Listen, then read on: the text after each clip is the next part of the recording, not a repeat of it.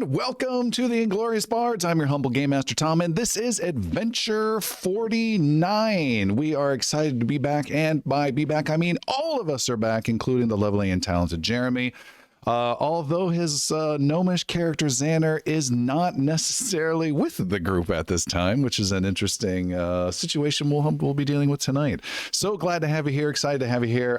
You can catch our episode live every week on every podcast platform known to man. Check us out at ingloriousbards.com. Also join us on our Discord server, and you can join the chat with other fans of the community. We're on Patreon, we're on YouTube, and then we're also coming to you live right now on twitch.tv/ingloriousbards every Tuesday at 6:30 p.m. Pacific. So we last left 5 heroes in one location, and we have Xander in a wholly different location. Let's get a recap from Seth of what happened last time. Hello! The adventurers dust themselves off and heal up after the party they had just had at the latest of the Scourgeonaut Towers. We head to Shadowfall, Bali's home. It is a great fortress cut into the mountains, and great it is. Precision architecture, a system of aqueducts to rival any other city. Palik has to resist asking Bali who built this for the dwarves. The halls are brimming with displaced dwarves, tents and lean-tos set up everywhere. All of the interactions the group has are in the harsh dwarvish language. We have to rely on Bali's diplomacy and translation. We are led to a General Nightbrew, who, honestly, bit of a dick. He is demanding that the heroes stay and save the Dwarven city from an invasion of undead. The city is under siege. Parts of it have already fallen. The General takes us to the leader of the dwarves, Lord Mason Hallram. After some dickering, Bali convinces the Lord Mason that our mission will quell the undead, that we need to get through the mountain and into the swamplands of Dakareth. He tells us of a way through, but it is not going to be easy. We need to finish a project in the aqueducts. To complete the storm channels, we need to make the final piece, a mithril pin. With that, we can finish the project and flood the hordes of undead out of Stormfall. We engage the help of this exiled dwarf named Nabek Orcutter. Along with being a master thief and a metal worker, it's a little problematic as well. Once we find this dude, exchange pleasantries and gifts, we set off. There's a series of secret passages, tunnels, undead wyverns, a grouchy lich who confronts Sildren. We then find ourselves face to face with a spectral who has been sent by Scourgeonar to deface some sacred Dwarven artifacts and also to deface the crew. In a crazy act of benevolence, Palik talks this ghost down and convinces him to resist the pull of Scourgeonar. No sooner do we get past that hurdle that we run into this sacred tomb of the dwarves. This very sacred secret tomb of the dwarves. Bali's eyes go wide as he spots some wights desecrating a familiar tomb. And that, my friends and foes, is where the adventure begins.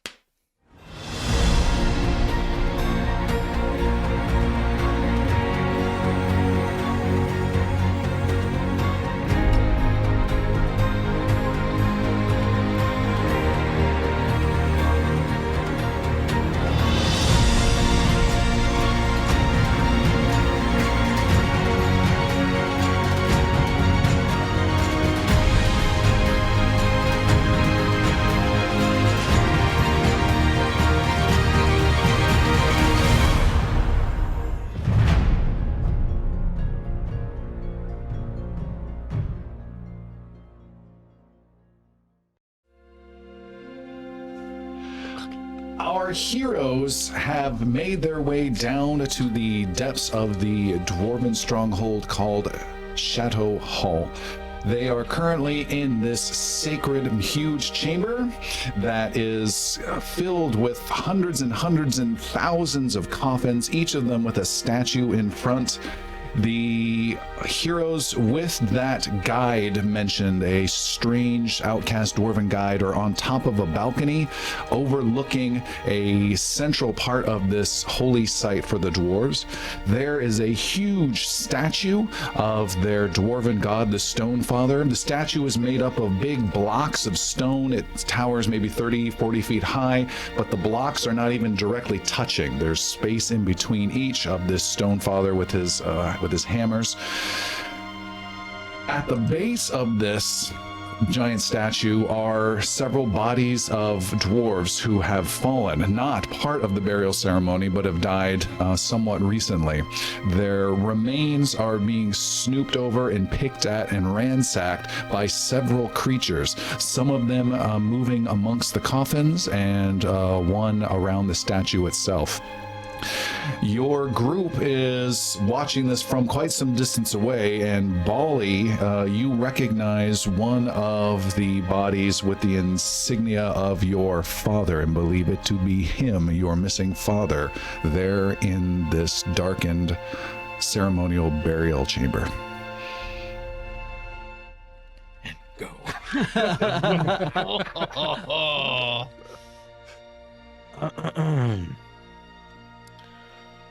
Bolly turns towards the group that stands before him and eyes them warily as he turns back and catches the glimpse of what he sees over yonder with his father.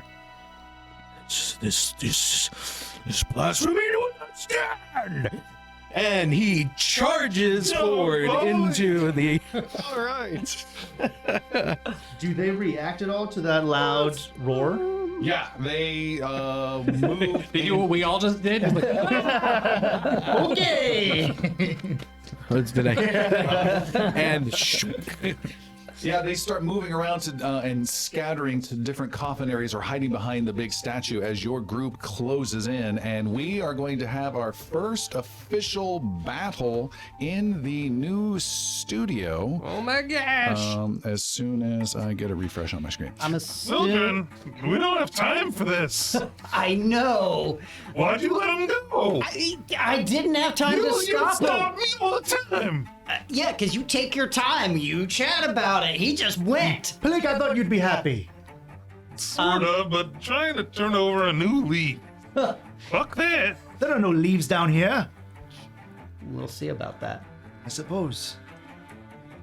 Just druid things? You wouldn't understand? I don't know. the leaves thing works for the druid. For the monk, it's... I'm more about wind, you know. The leaves work with wind, but Yeah. We could really synergize. yeah. All right, this is our first battle officially using our battle maps in our new studio. We've got monitors that are showing it. We're pretty excited to finally have this work for the players where they can see what's going on. What we have here is just a small section of this massive chamber. So think of like the Mines of Moria from Lord of the Rings with even fewer columns, but just going on and on and on with tons and tons of these coffins. This is a selection of what, just 20 or 30 of them. Again, statues in front of each. There's this giant statue in the middle with a couple of dwarven corpses around it. There are wights off to the side, one on the west side, kind of almost behind you. You guys are kind of moving in a echelon formation with your healer leading the way. That's not going to last for very I have long. feelings.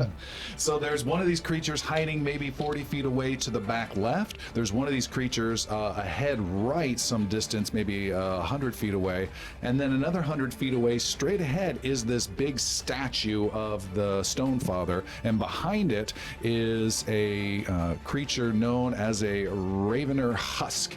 It is a skeletal creature that is very dry, almost has kind of an essence of a very dried out tamale. It is kind of the vibe that it has. And I know all about tamales now.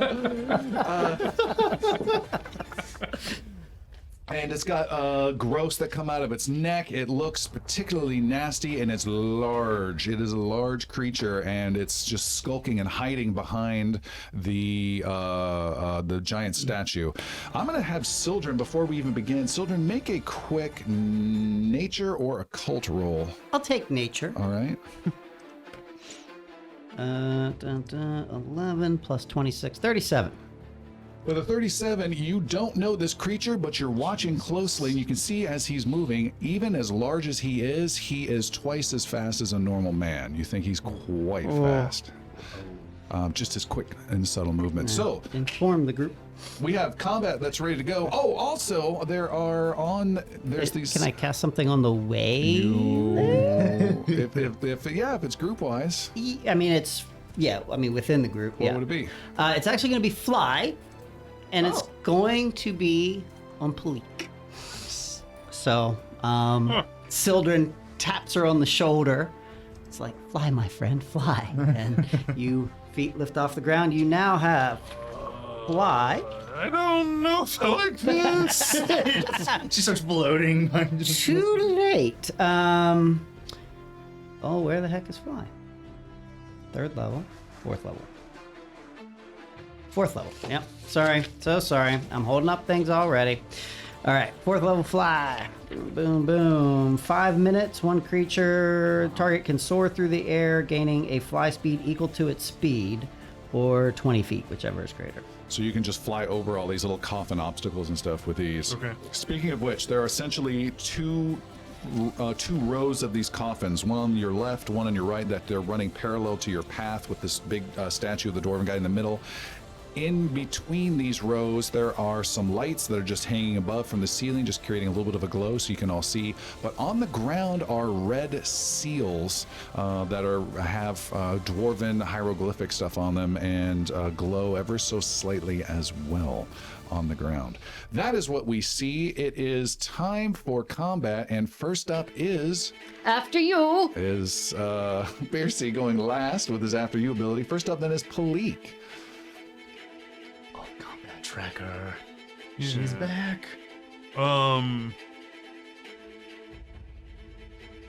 I forget how to do the there we go. No. Did I forget how to do the combat tracker? Because I'm not showing Palik as first. You're up. I've got you selected. Okay.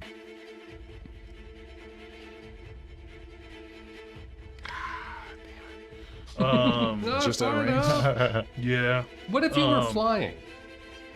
Would you have that same range? No, Oh, okay. still. But I am going to fly to the southwest and be right next to. Is that where the really fast one is? No. Which one is that? The one larger north behind the statue. Behind the statue. Big icon. Okay. Got it. That doesn't So look Palik will spend all 3 of her actions. Actually, no. I'm gonna move twice, and then I'm gonna attempt to tumble through. All right, so whoa, how does that work visually? You fly I'm over. going like right underneath. Like, Sweet. All right, make a roll. To scale, she's like an This X-Wing, and this is the Death Star. athletics. Yeah. No, acrobatics or both, either, I think, actually. It's acrobatics. Acrobatics 41. is almost a critical. That's a success. Okay. Ooh, nice. So that dude's flat-footed. To you or to everyone? Interesting question. That is a very good question. I think it's just. I think it's just me. Yeah. Okay. Bali, you are up. Wally, having been here before, he's beelining for one of the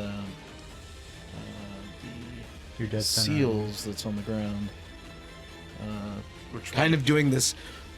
You What's got- been trained with before, he's actually running along and then just kind of does this 1 foot off a coffin edge and lands on one of the seals. You go Alright. northwest, southwest, northeast, southeast. You seem to be leaning to the left there, so you'll go off to the left there.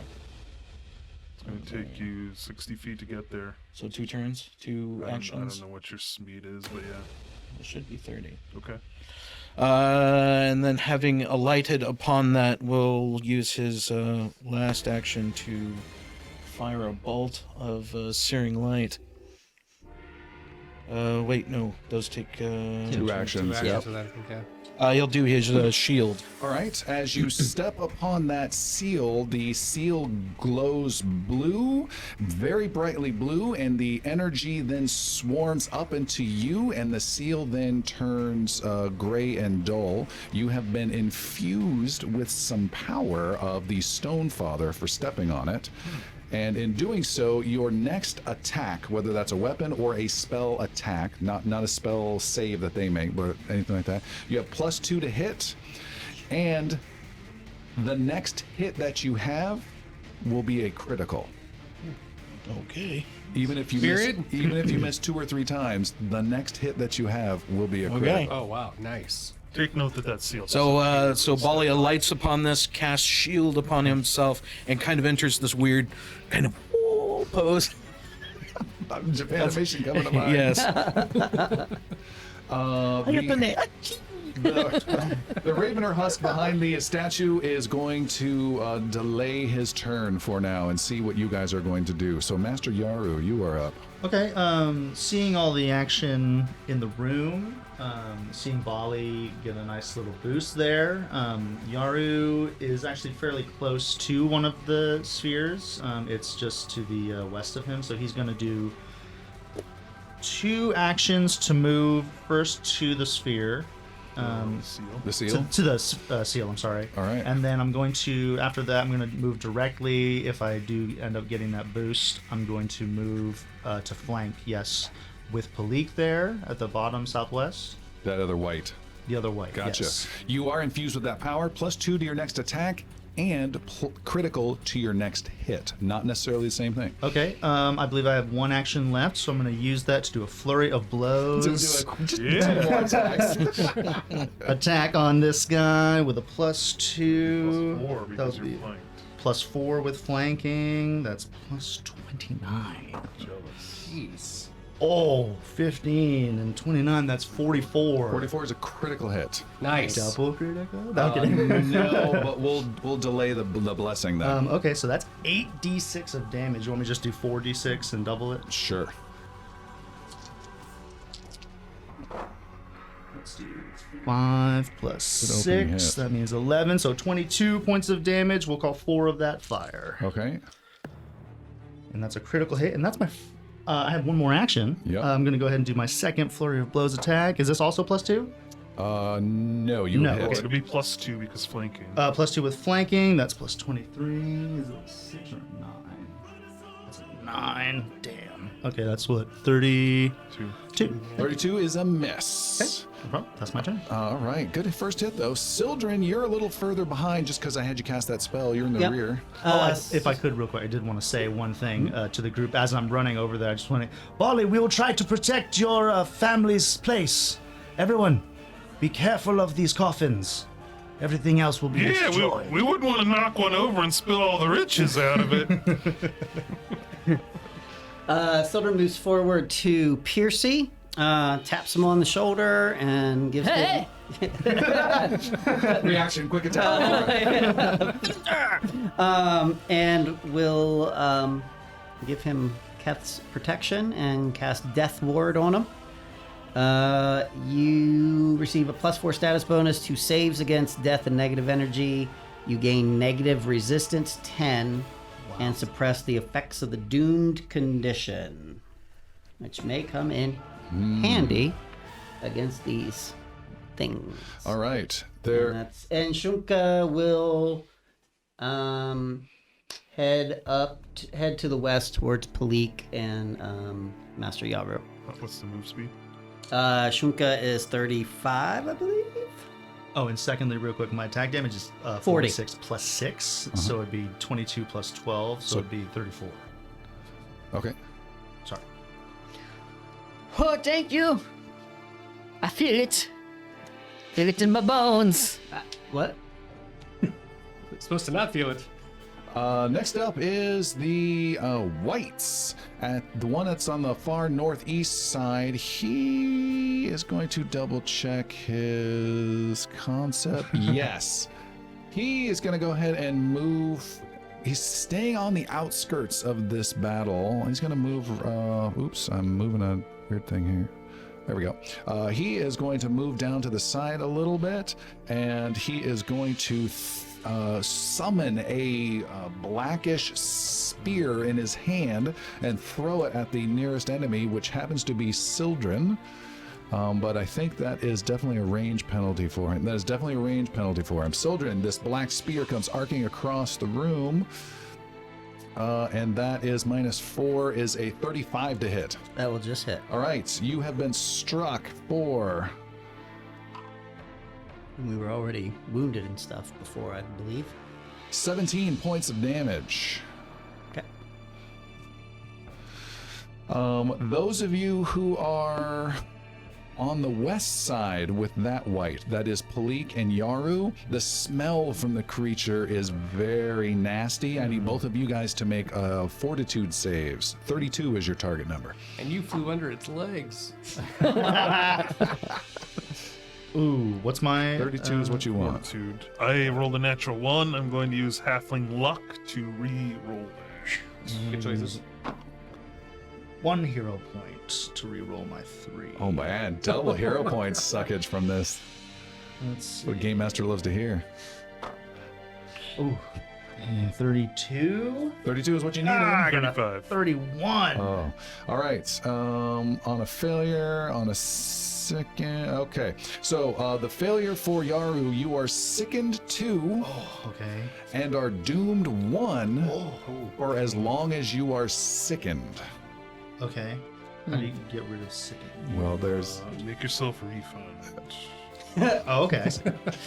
sickened is you take it's a minus to every single check that you roll and every Yeah. DC you have. You can spend a single action to attempt to recover, which lets you make a fortitude save again, and you reduce the value by 1. All right. Now that was just the after effects of that, and you guys are immune to that effect for a minute, so you're fine after that. Okay, what were happening is the spear was being launched, and it was hitting you. We said for 17 points of damage. Is that right? Yep. It feeds off of that energy, arcs back into that white, and black energy swarms around it. And you, Sildren, need to make a 32 fortitude save, please. Okay. Is that the one that I get a critical success on if I'm successful? All right, let me roll.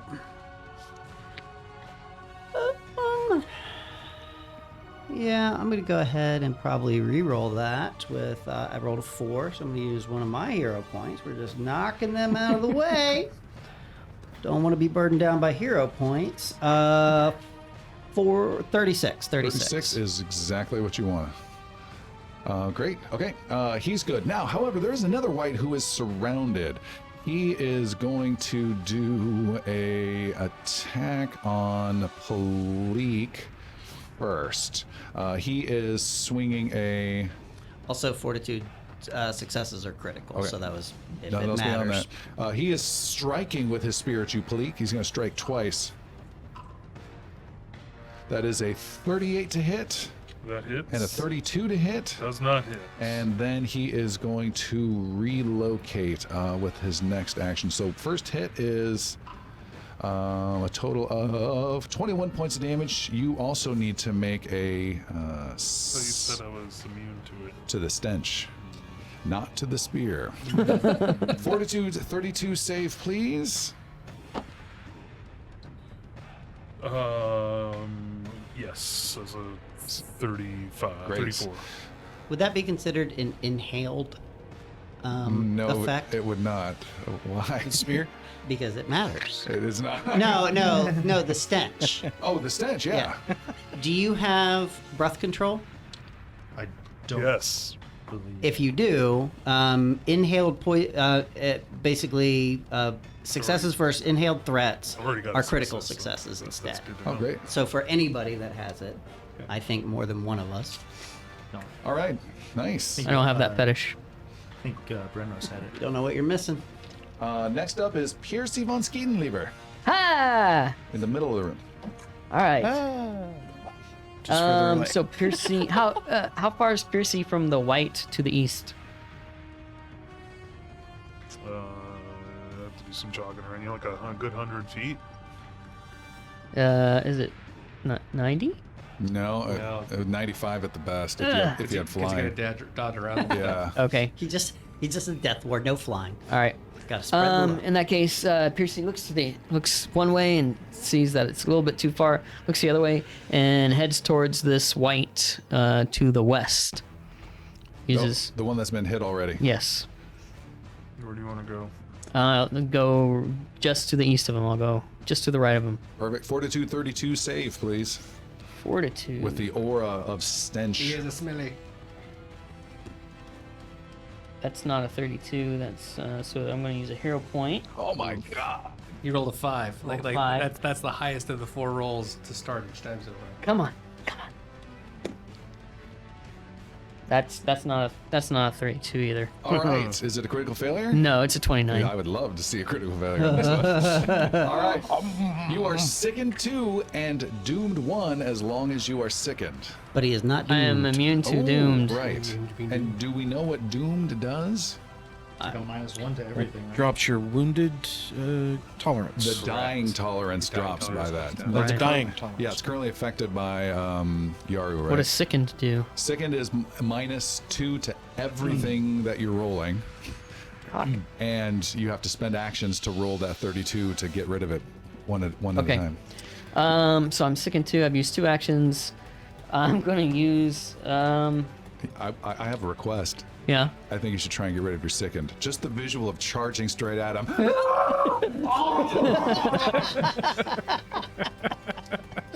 So I roll a 32 It takes 1 action, roll 32, and your sickened drops by 1. of fortitude. Fortitude, but that roll is affected by the sickened condition, by the way. Right. So I'd have to roll a 34. Yeah, easy. Come on, you can do this. Not for me, not for my fortitude. He's no. only a little Yosoki. I know. I'm gonna attack him. This is where you need healers to cure things sometimes. Getting attacks. Damn, with using another hero point Oh, good. because I rolled a 2. So let me re-roll that attack. How long have you been streaming? Oh my gosh. A 4. The hell cup is right here, Tim. So at 30. 30 is a miss. Okay. All right. All of Oh my that's God. done. have to That erase this. leaves before his turn again. The Ravener Husk in the back whispers something dark and nasty sounding, some sound, and with a wave of his hand, a Snakes! So many snakes! lid of a coffin near the bottom of the map slides off and clatters to the ground, and a dwarven corpse rises out. An old skeletal female dwarf with rotting leather and stone accoutrement. She comes out and starts moving slowly towards Sildren, just a few feet. And now it is Palik's turn. Oh, your girlfriend's on the battlefield. Palik's gonna move. Gonna move south. I could have said your mom, but I didn't. Palik's gonna move south and flank this white with Piercy, and going to roll some attack with a 39. 39 is a hit. Are you sickened? No. Good. 28 points of damage. 28 points of damage, got it. I'm gonna try it again with a 29. 29 is a miss. Bali, what are you doing? You're kind of away from the group a bit. Does Bully make the connection between this creature and the raising of the... Yes. Absolutely. Oh, yes.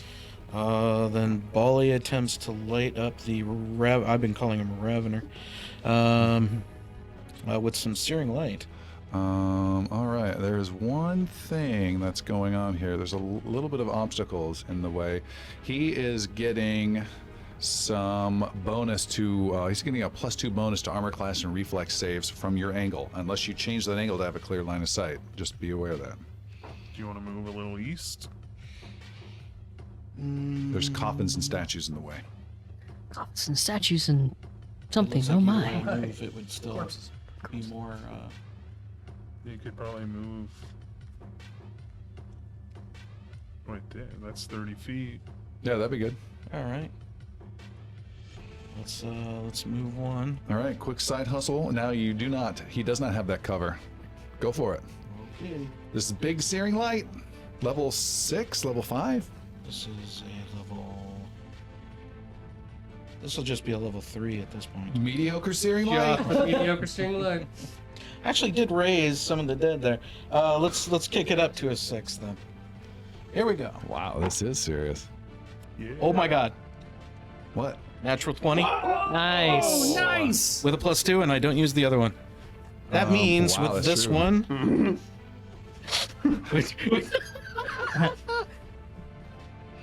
I don't have enough dice.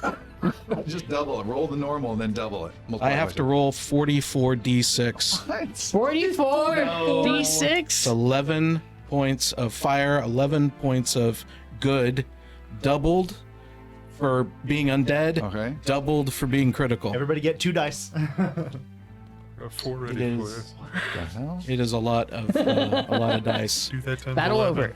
This time's 11. Yeah, there you go. So I don't. When mine's third, I don't have 11 dice. This was 6, level 6. Level 6. Oh, 11d6. Yep. Times 2 versus undead. carry on. Doubled with Carry critical. on. Good rolls, baby. You go, Oh, Molly. I am absolutely double. The judges are double checking this. Have fun. It does 5d6 fire. The target is deal an extra, 5d6. Critical success. The target takes double fire as well as double good if fiend or undead. And it increases by 2, so that's level 3. Hold on, 4, 5, 6, so that's 7, 9, 11d6, 11d6. Yeah. In his voice. Broke the game. We cannot render that much dice. This has 2 chances of just being 1, 1, 1, 1. Yeah, you'll be good. No, Those roll are 4d6. You gotta roll at least 11 dice. I have to roll 11. You don't want to screw up and roll on a low on that small I got another number. 6 over here I can hand Here, you. I got 6 right Hold here. on. He might have enough. There's 66. There's 6. There's 10. You need one more 10. 6. I got one more 6. All Oh, here. right. You got it? He's got it. Stay tuned, This ladies is and the gentlemen. biggest attack roll of all time. Yeah. Well, it's certainly the most dice. I think Xander's got a 16 something, but It's obnoxious. Oh, that yes. sound. oh my God, it's just. All right, stop. It's all right. I'm showing this too much. You gotta pay for that first. It's that hefty. Here we go. I'm so scared right now. All 6s, No baby. whammies, no whammies, no whammies. Stop. All right, lots of 2. Let's Good. see. All right, 3. And now the math. Yeah, really. We got 12, 17, 25, 27. Times 4. 20 times 4. 108. 108 108 points of points of damage. In addition, as you attack. Well, describe this attack. So yeah, I had You this Japanimation. Comes around the corner like Neo in the Matrix. Super Saiyan. Bali skirts off to the side alongside a row of crystals that actually adorn the various coffins on the edge here, and instead of firing this huge beam at the creature, utilizes some of this artwork and gem structures that are in the gravestones themselves, and arcs it through there, creating this massive feedback of this beam that splits, brightens up the entire room, this massive room, and just comes around from all different sides and hits this massive creature in the middle of the room, searing him from all angles until he's a bright blob suffering from this Massive amount of damage. Yeah. Nice. The Halo theme starts playing.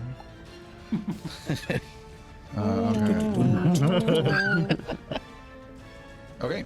Oh, nice. And that's a huge amount of damage. And in addition, the creature cries out, "Ah!" as all this stuff and chunks and brittle tamale pieces go flying off. It also has, on top of that, a weakness to good damage as well. Oh my gosh. Yeah, that's bad. That's bad. He is still standing. He's big and tough and strong, but just big chunks are blown off and looks furious. But unfortunately, I had him delay, and he went right before you. Is that correct, Palik? Yes. he That went means last. his entire initiative got moved, so he doesn't get to go next as I was expecting him to. Oh. Wow. Does Sildren get to go before him? It is now Master Yaru's turn, then Sildren. Okay, I believe I have to relieve myself. Well, 34 is my fortitude. oh, you're trying to. I got a That's yak sick and real five. quick. Where are you, Yaru? I Way need. down Oh, southwest. I don't succeed on my first try. All right, that's one action. That's a dry heave. You want to do a flurry of heaving? If I'm allowed to, I'll take it. It's the cat. Well, Yeah, second cat finger goes in the throat. one cheek. Second action, trying to relieve myself again here. Oh, with a natural one. Shit. Oh no! Your Jeez. sickened is now 3. Can I use a hero point You from can. anybody? Oh, I'll give you. Oh, yeah. Okay, I have no more hero points for the game. Yeah. Still half second of us 2, don't still know. second 2. Not that one. We'll switch it up. Oh, 35. Wow. And I have I have a mastery and fortification. In fortitude, sorry. So- Fortification. It's We're So out of critical control success. as well, right? No, I don't No, have that. okay. That was Oh, Brenro's gotcha. ultimate. Was that with your -3 of sickened? Yeah, he stacked it on top of that. You then get 2 successes. You just went from a 3 possibility second to 0. Nice. And I one lose my action doom left. condition, right? It is If- gone. yeah. How's that look? Is it, Oh yeah. Meals from 2 weeks ago are still. Yeah, it's fish, it's Yosoki, it's a whole bunch of. I mean, hey, I know him. level 1 meals are coming out. There's a license plate from Jaws. there's a really old but kind of new bone from looks like nearby in there. Oh, God. I have one action One left. action left. I will flank with nobody and get near this white that offended me so once right. again, Just north or surrounding him. south. It Just doesn't to matter. do it again. Like I can take it this time. Yeah, and that's my last action. All I'll right, be right next to him. Yaru's done. Sildren. Surrounded. Sildren will move to the west to get an uncovered, like if he basically wants a line of sight on the big dude, the What's Reaver. Oh, 35 for Sildren? Yeah, 35. okay. Okay, perfect. And Sildren will hold out his hands and basically extend them above his head and drag it down, and cast a 7th level spell by the name of Sunburst. A globe of searing sunlight explodes in the area. It's a 60-foot burst. Everything within that area has to make a reflex saving throw. I think I can only hit the Reaver. Yeah. So if you want to make his So the one at the top, the Ravener? the big the Ravener. And what am I rolling for him? A reflex saving throw. Reflex. Am I is that against my spell DC plus Yes. 10 or something? It's just your spell DC. That's 22. That's your spell attack modifier. Oh. So it would be 10 more than that. Yeah, you Okay, just yeah. show me 32. 32? He rolled a 26. Oh yes. Can I give him a hero point? So what happens now? He physically has not done anything in the battle so far, by the way. He Just- whispered something ominous. So do you want me to roll the 8d10 twice or just once and roll once double it? and double. Okay. Because it's 8d10 of fire damage and then 8d10 of positive damage. Way to go, magic users. That's, let's see, 15, 24, 25, 26, 32, 39, 46, so 92 points of damage. Huge. Nice. Nice. Half of being good damage, right? Yes, that's correct. Well, positive. Positive Not damage, not actually good. good damage. No, good to He's a separate. druid. There's positive, negative, and there's good and evil. Yeah. Oh, nice. 96. Let me get that number entered in here. Oops, wrong guy. So yeah, this big bright light lights up, and let's say it even the area is going to be golden lit up for a while. Yeah, residually I as would. well. It's very. It got very bright over there. He is struggling right now. And Shunka will continue to There move we go. towards That's- the There white we go. I was like, wait to a the second. west. What the? Okay, To the so west? Going up yeah, against a 40 feet? rhinoceros? correct. All right, it is the white's turn. The one that is Surrounded. on the east side is going to charge here and then charge towards Bali, but not get anywhere near enough yet. He's maybe a turn away still from Bali. There is another white, and this is the one that's surrounded by 3 of our heroes. It is going to focus on Polino. Yeah, it's going to go on the mouse, Piercy. Piercy, he does an attack upon you, and he's going to do something different on his second action. With his spear, he strikes at you, and natural 20. Oh, crap. Oh, That is a critical hit. And that is on the critical chart. Do a reflex save. That is 42 points of damage. In addition, you need to make a Fortitude 32.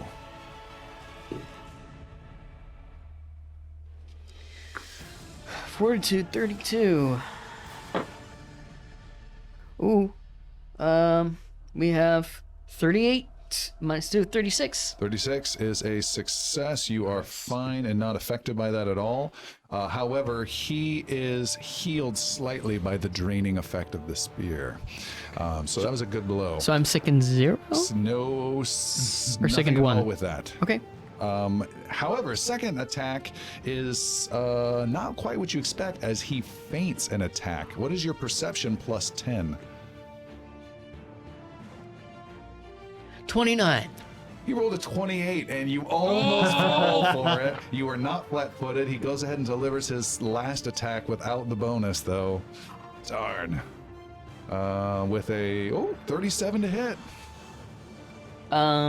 It's got to be a hit. Why? See, bottom of that symbol is there. Yeah, 34. Okay. So yeah. That's a 21 points of damage, and you need to make another Fortitude save, 32.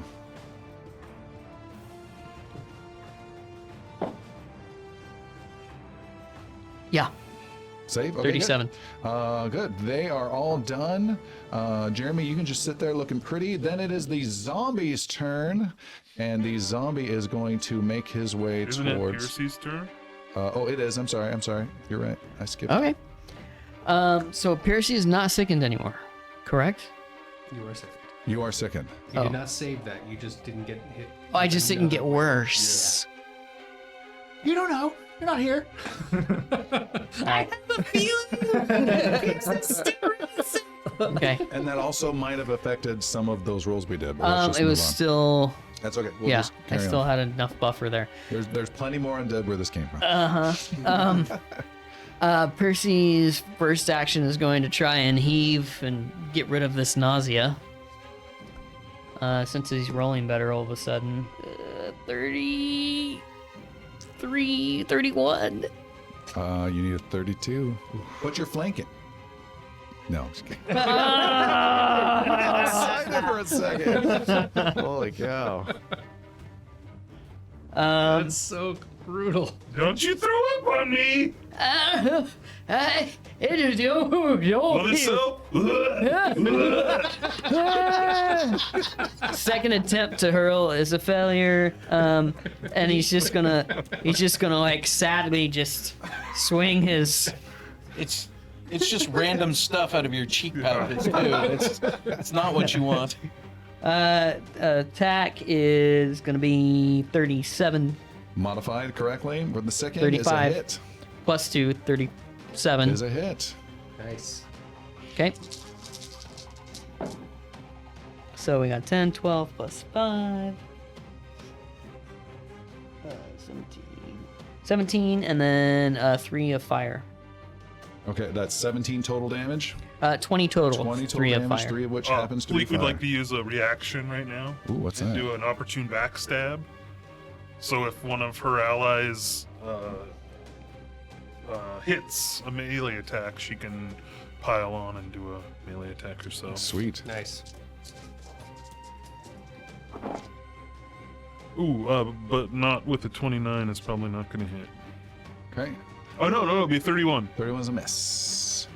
But it was a freebie. The zombie that was summoned then gets to go. I love how they do zombies in the game. They move normal speed at 25 feet per action, but they only get 2 actions. Oh, nice.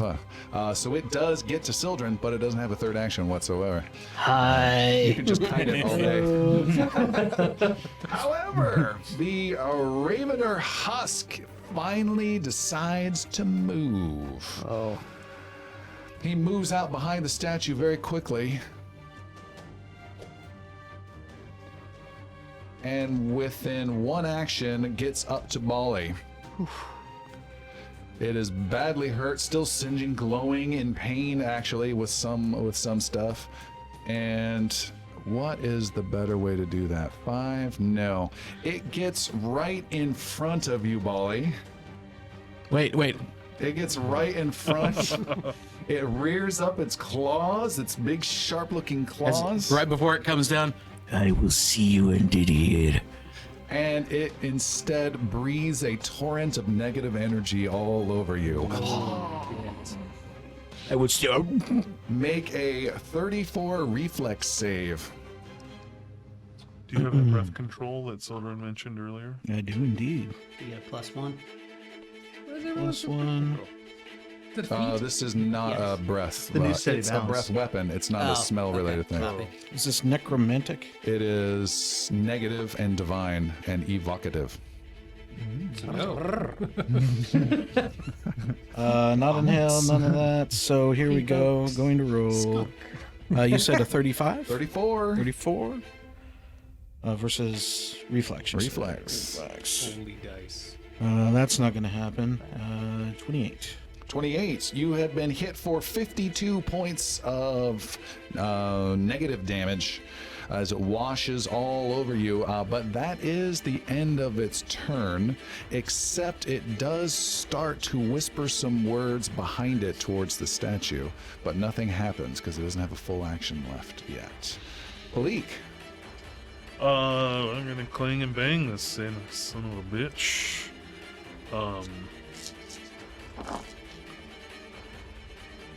A 34. 34 is a hit. 36 actually. 36.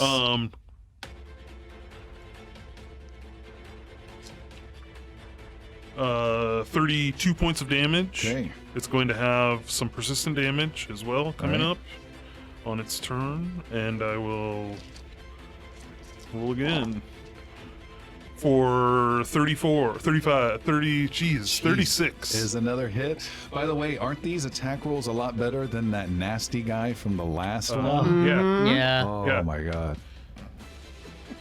You don't know, Jeremy. I don't. I'm dumbfounded. 29 points of damage. 29, cutting and slicing and piercing. The weight is getting pretty hurt and banged up too.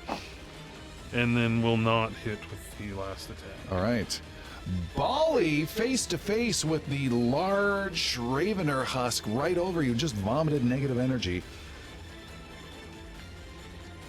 We'll step back and launch Divine Lance. Far back. He's doing a disengage, so One step. Preferably not where it's going to get pitch me off. Go south.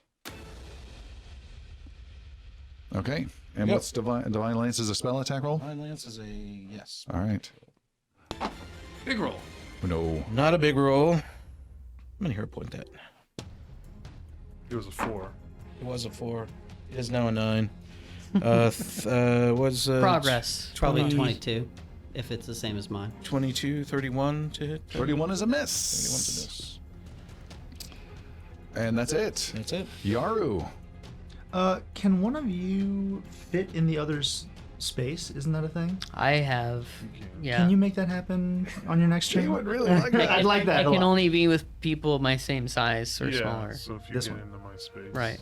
If you could That way we can waste all an action flank each other. entirely. That'd be fantastic. But then, yeah, there's no flanking.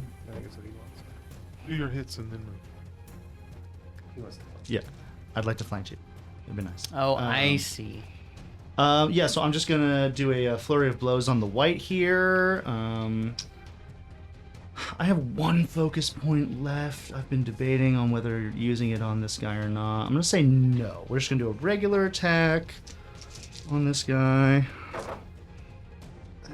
It's not good. It's a natural one. Oh shoot! You have spent all Put that your in. points. Hell, please. We'll let the one Put that in stand. yourself. And this was a flurry of blows? Yeah. And that was your first attack of the flurry of blows. Yeah. That is your last attack of the flurry of blows, Okay. then with a natural one. All right. All right, 2 actions left.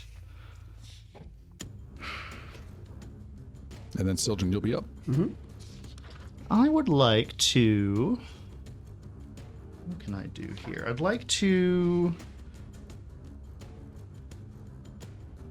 Do I have to grapple? What is it? There's like 2 stages, right? There's grappling and then completely not disarming, but like There's holding. grapple, which means they cannot move from the space, but they can still take their, like you have their legs, but not Yeah. their arms. And then if you do it again, then they can't do anything until they break Anything free. at all.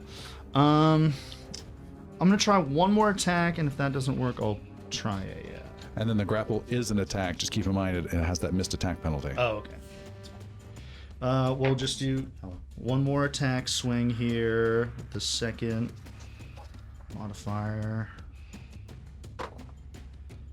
Ooh, that is a 19, which means a natural 20 because I have a keen rune. Oh! Nice. Nice. Good. I'm gonna use a turnaround. focus point and make that a key strike. You cannot after Can't the do fact. that after Nope. the fact. That's fine. You will Fair leave enough. that too. That is a natural 20, which means 8d6. Just roll your plus- normal and then double it. Yeah, 46 plus 6 times 2, and then fortitude save for stunning fist. Oh, okay. 20 out of there. That would be 10. 16 plus 6 would be 22. So 44. 44 points of damage. Okay, And I'll make note of that. 4 of that is fire. We'll just And take he the- critically failed the fortitude. Okay, that is stunning fist. Stunned 3 on a critical failure. Whoa! Jeez. That means he loses his whole turn. Yep. Wow. Whoa! That's too bad. Yeah, That's it's too bad. shame. That's the best ever. That's what I wanted to happen. Wow. Sildren. Did we decide that one action searing left. light? He still has one more action left. Sorry. Ha ha ha ha ha! Were you gonna grapple? Yeah, I'll attempt to grapple. That's my third Sure. modifier. Since he's not moving anyway. A natural 1. I grappled Philippe. Give her a hug. You are now prone. Okay. You go for the leg. I'll take it. I sweep my own leg. I hear Sildren yell that, and I sweep a leg, but it's mine. All right, Sildren, you had a question? Yes, I do. I think we decided searing light will just go straight through, right? So you can, like, as long as they're in a line. Is that correct? No. No? No. Okay. Very good. No problem. Has a range, right? Yeah, 120 feet. Yeah, I think it's a single target, Okay. unless it says otherwise. Well, it's sort of like it says on a success. Let's take a Like the look. target takes full damage if the light passes through an area of magical darkness or targets a creature affected by magical darkness. Oh no. Targets Okay, I the- understand. Yep. Yeah. Okay. never mind. Possessive, not plural. Are you Yeah. gonna move at all? I gotcha. Yes, I'm going to move 35 feet. If I can head northwest so that I still have a clear line of sight on the big evil bad duty, while getting as far away from. No. Okay. In that case, I'm gonna head east and east to mostly east, a little bit south. There we go, and further east now. Perfect. And then I'm gonna cast Searing Light on the big bad Reaver. The big bad Reaver. Eat him. 40. 40 is a hit. Nice. I gotta rise it up to the mic. Let the audience hear it. That would be 10, 20. So 20 points of fire, 20 points of good damage as All well. right. So that's 40. 40 total. And he has weakness to good. He is critically hurt, staggering back, but still in the fight. You guys have lit him up round after round after round. Actually, just 2 rounds.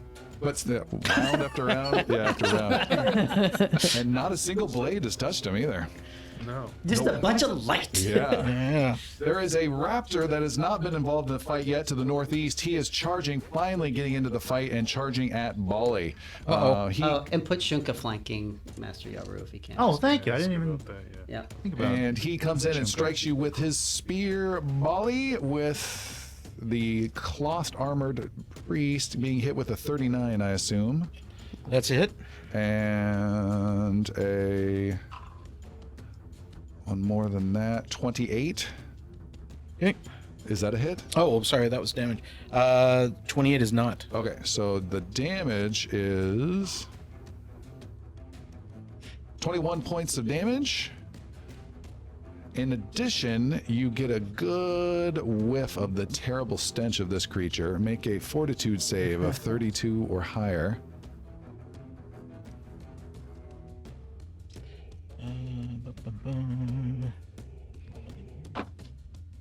You said a 32 or Please.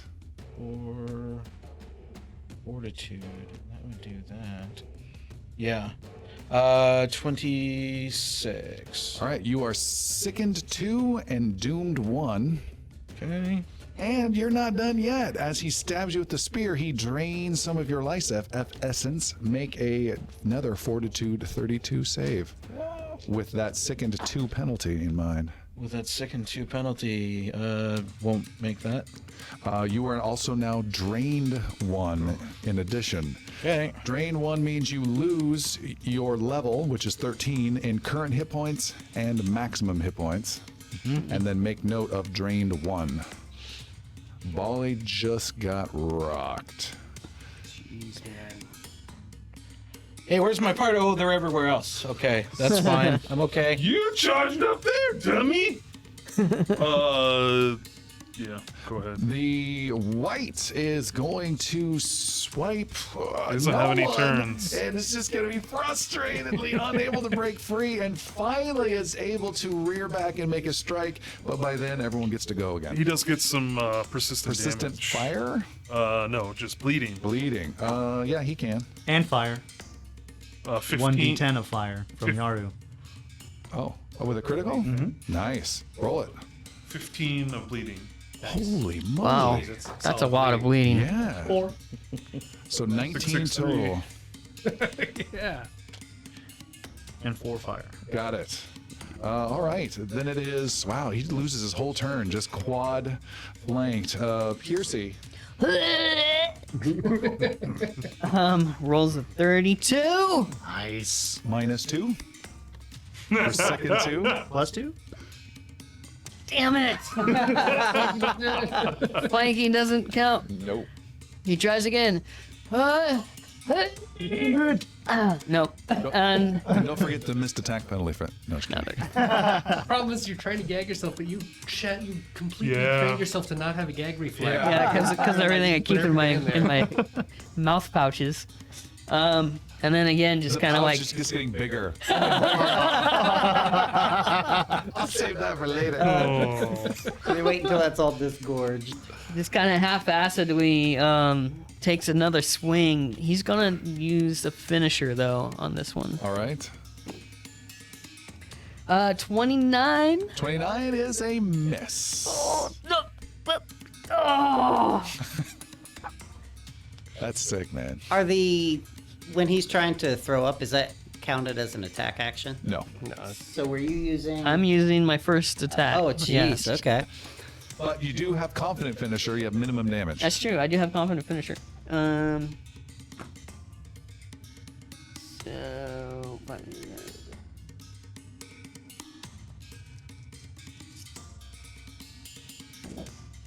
gonna be 6, 12, 13. 13 points. Okay, got it. It does take some damage. It is barely hanging in there. What'd you say, 13? It's actually half of that, so 6. 6. Sildren, that zombie is closed in on you from behind and gets a swipe on your rear. What's its movement? 25. So didn't it use both actions to get there? Nope. You crossed under it. I just checked it. Moved 25 feet. Okay. It swipes you with a 37. That'll hit. Big, meaty fist hits you in the back.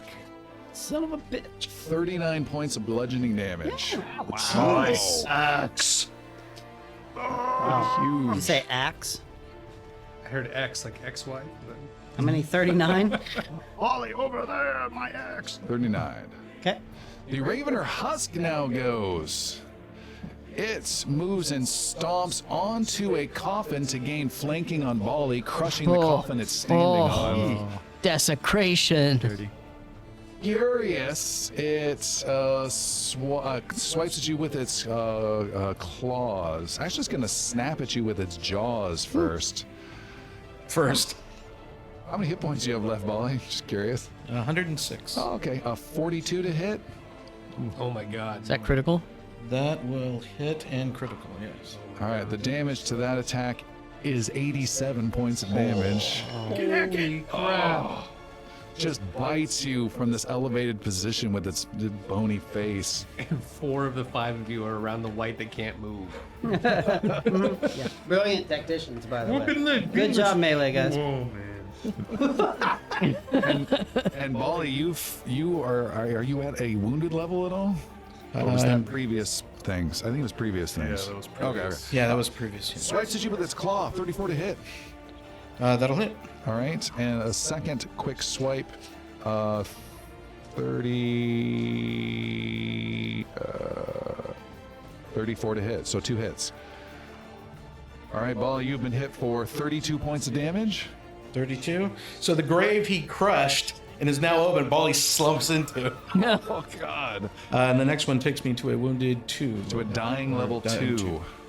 And you are doomed 1, correct? Yes. So you, dying so 3 you're is my halfway max. there. Dying 3 is as far as you can go. Dying 4 will kill him.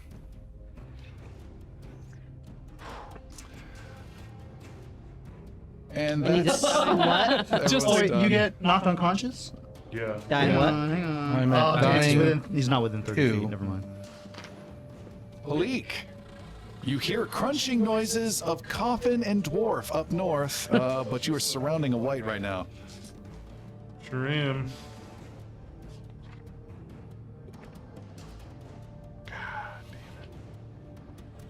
The dwarf up north has come up short.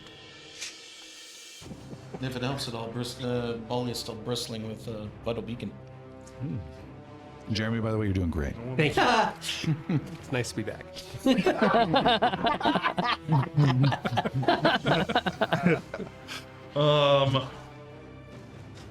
I got no way You're to doing so heal much Bali. I'm just strategizing gonna, over there, I'm aren't you? gonna Oh, try to God. finish this thing off.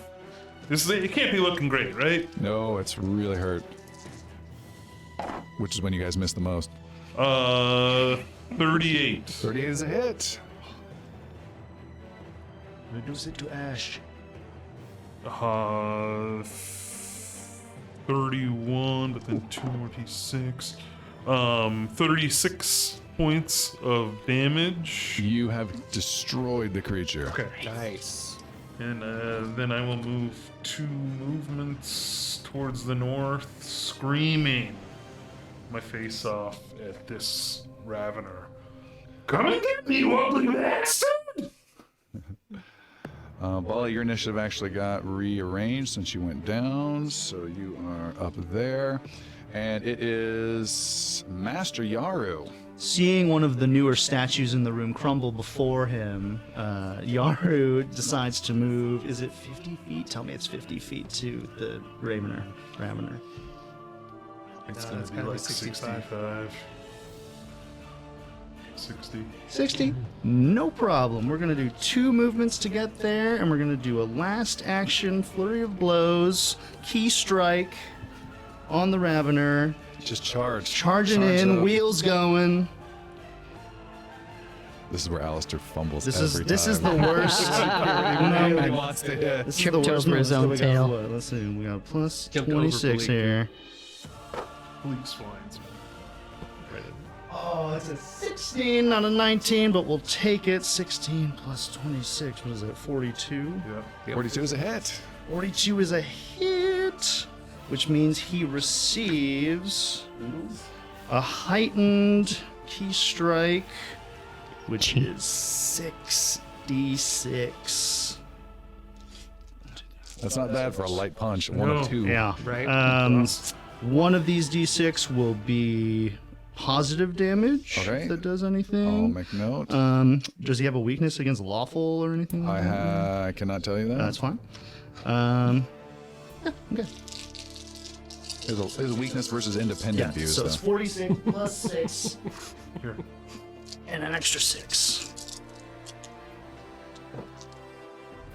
Or an extra 2, I'm sorry.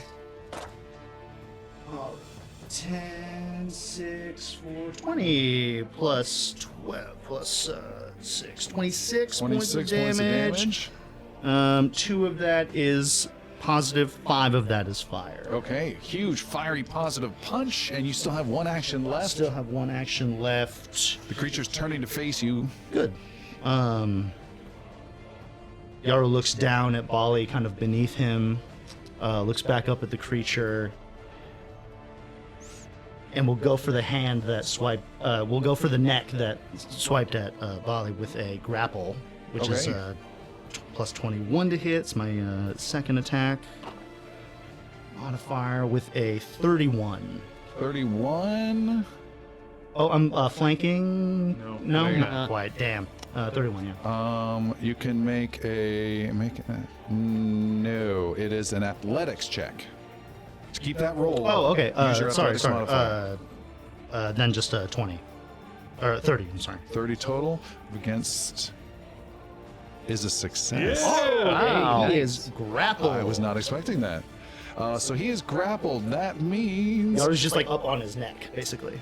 they are grabbed Jujitsu. until your next turn. Yep.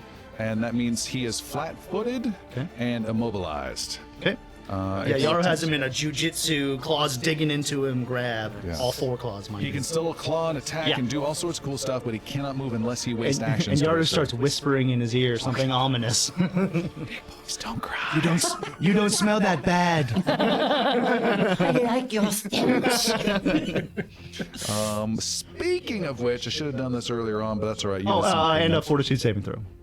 All right, before I do that, Palik and Master Yaru, this thing is still terrifying to see. Okay. I need you guys to make will saves.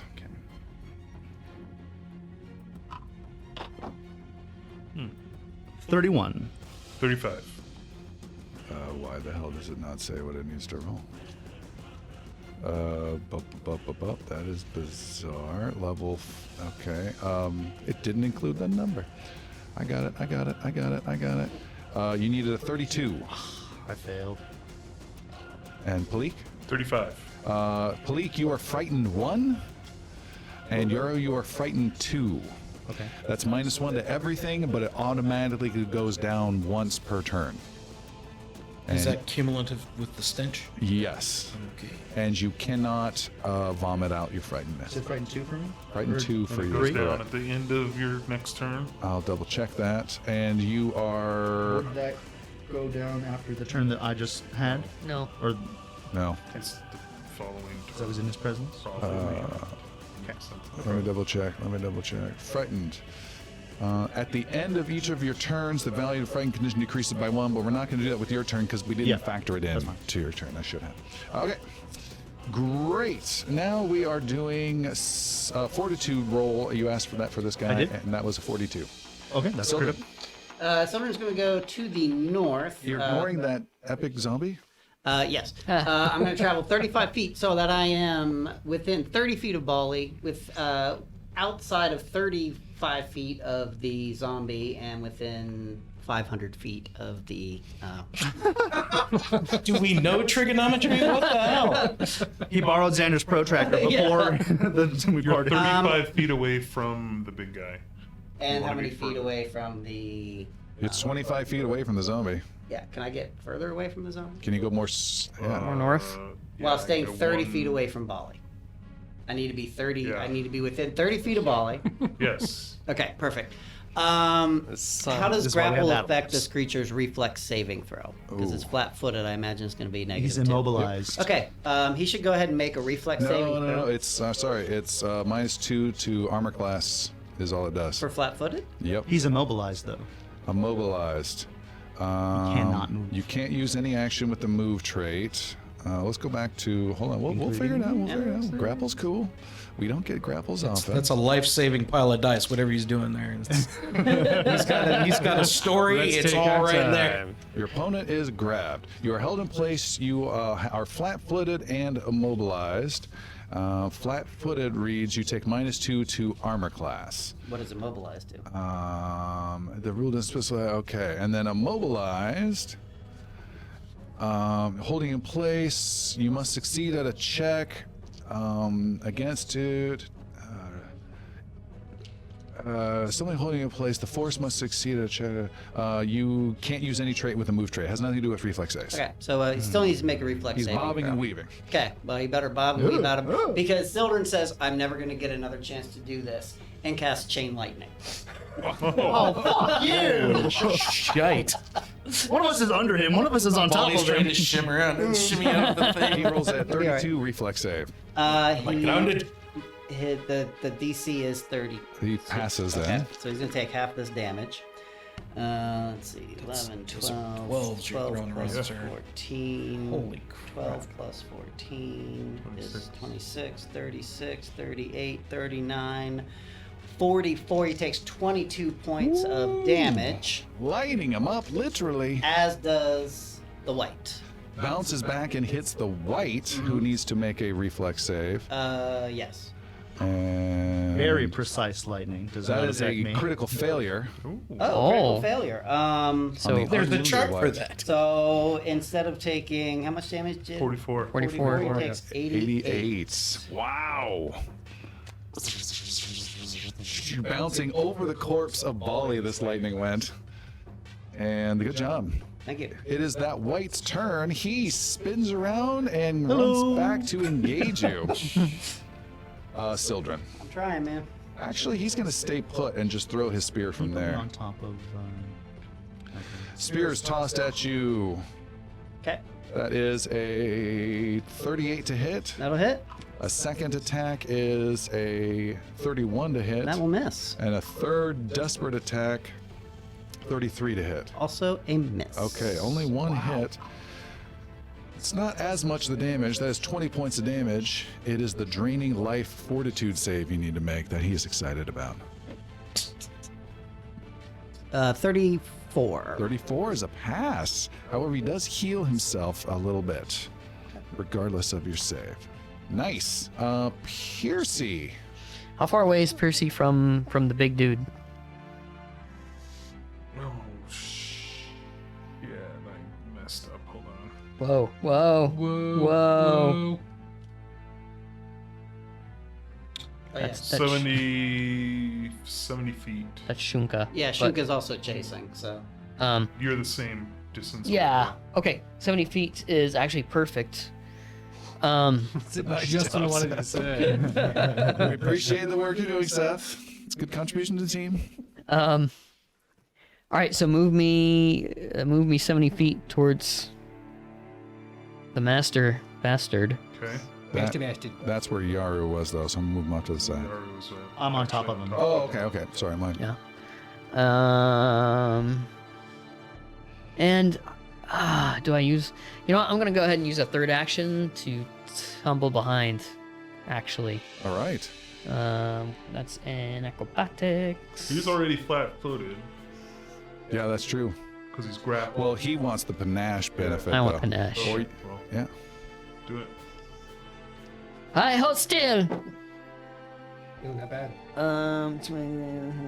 So that's a 41 minus 2 is 40, or 39.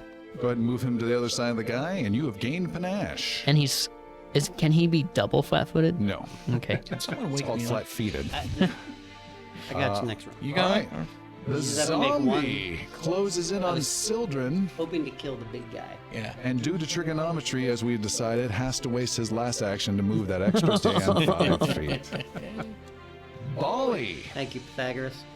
Bali. You need to make a dying roll, as no one has revived you yet. This is it's 10 plus your dying level, so you need to roll a 12 or higher. Just don't critically fail. Yeah, don't critically Oh. fail. That would kill me. Hey, Seth. Can Piercy eyes. be just one block south? Here we go. I got a hero point, You got one. and hopefully there's another one floating around. Yeah. Use that 100%. one. Here we go. Doesn't count. It's gonna That's be in the good. tray. Good roll it in the tray. Oh my god. I rolled a 1. I'll give you a hero point. I also have a hero point. I have a hero point. I'm not here, but I probably have it. I got him. So this roll must be taken. It is not a success, but it is not a critical, so All right. I move to dying 2.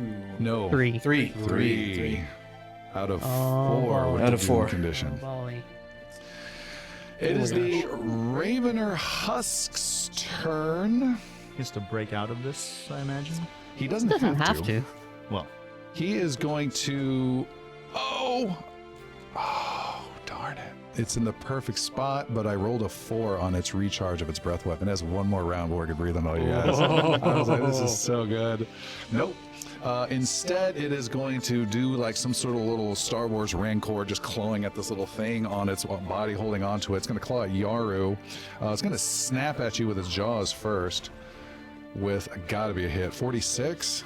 yeah. Big hit. Not a critical, Not no? critical. Oh, wait, no, it is. It is. I'm sorry. And then claws at you with the 32 and a 32. None of those hit. All right, but the jaw bite quickly snaps at you with a critical hit for 78 points of piercing and negative damage. Wow. Got 99 left. Also, someone came running over here. Piercy, you need to make a will saving throw for the frightful presence of this creature. Okay. Ew. Natural 20. Nice. You say -2? something humorous that will prevent anyone from being afraid of this creature. All right. What do you say? I say, hey, I thought you were ugly for a minute, but you just look like my cousin. Yarrow, you are no longer frightened by this Okay. as you chortle at that. Do I get cringe too? And I know his cousin's the very ugly. Bleak! Cringe sends Molly Bleak's over the gonna edge. move up Yeah. here, and she's flying, but she's still like flanked somehow with Piercy and going 5 feet off the ground. Miss with a 29. 29 to miss. Oh my gosh. Miss again.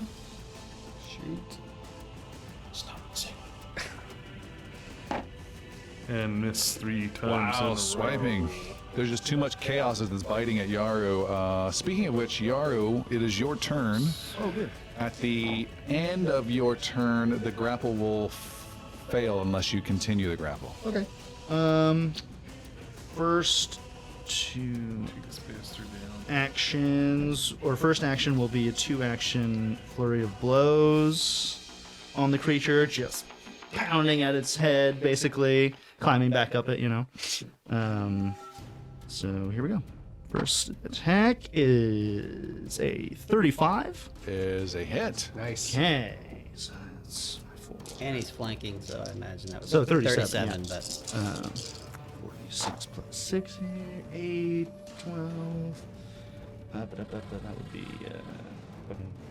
12 plus 6 is 18, thank you. Plus another 6 would be 24. 24. Take that creature down. Oh, There's fire, so seeing Bali beneath us, Yaru kind of aims his punch down. Careful, Bully's down there. And literally punches its head off, and it goes like full, like volleyball, spins off completely and goes off, lands next to Bali.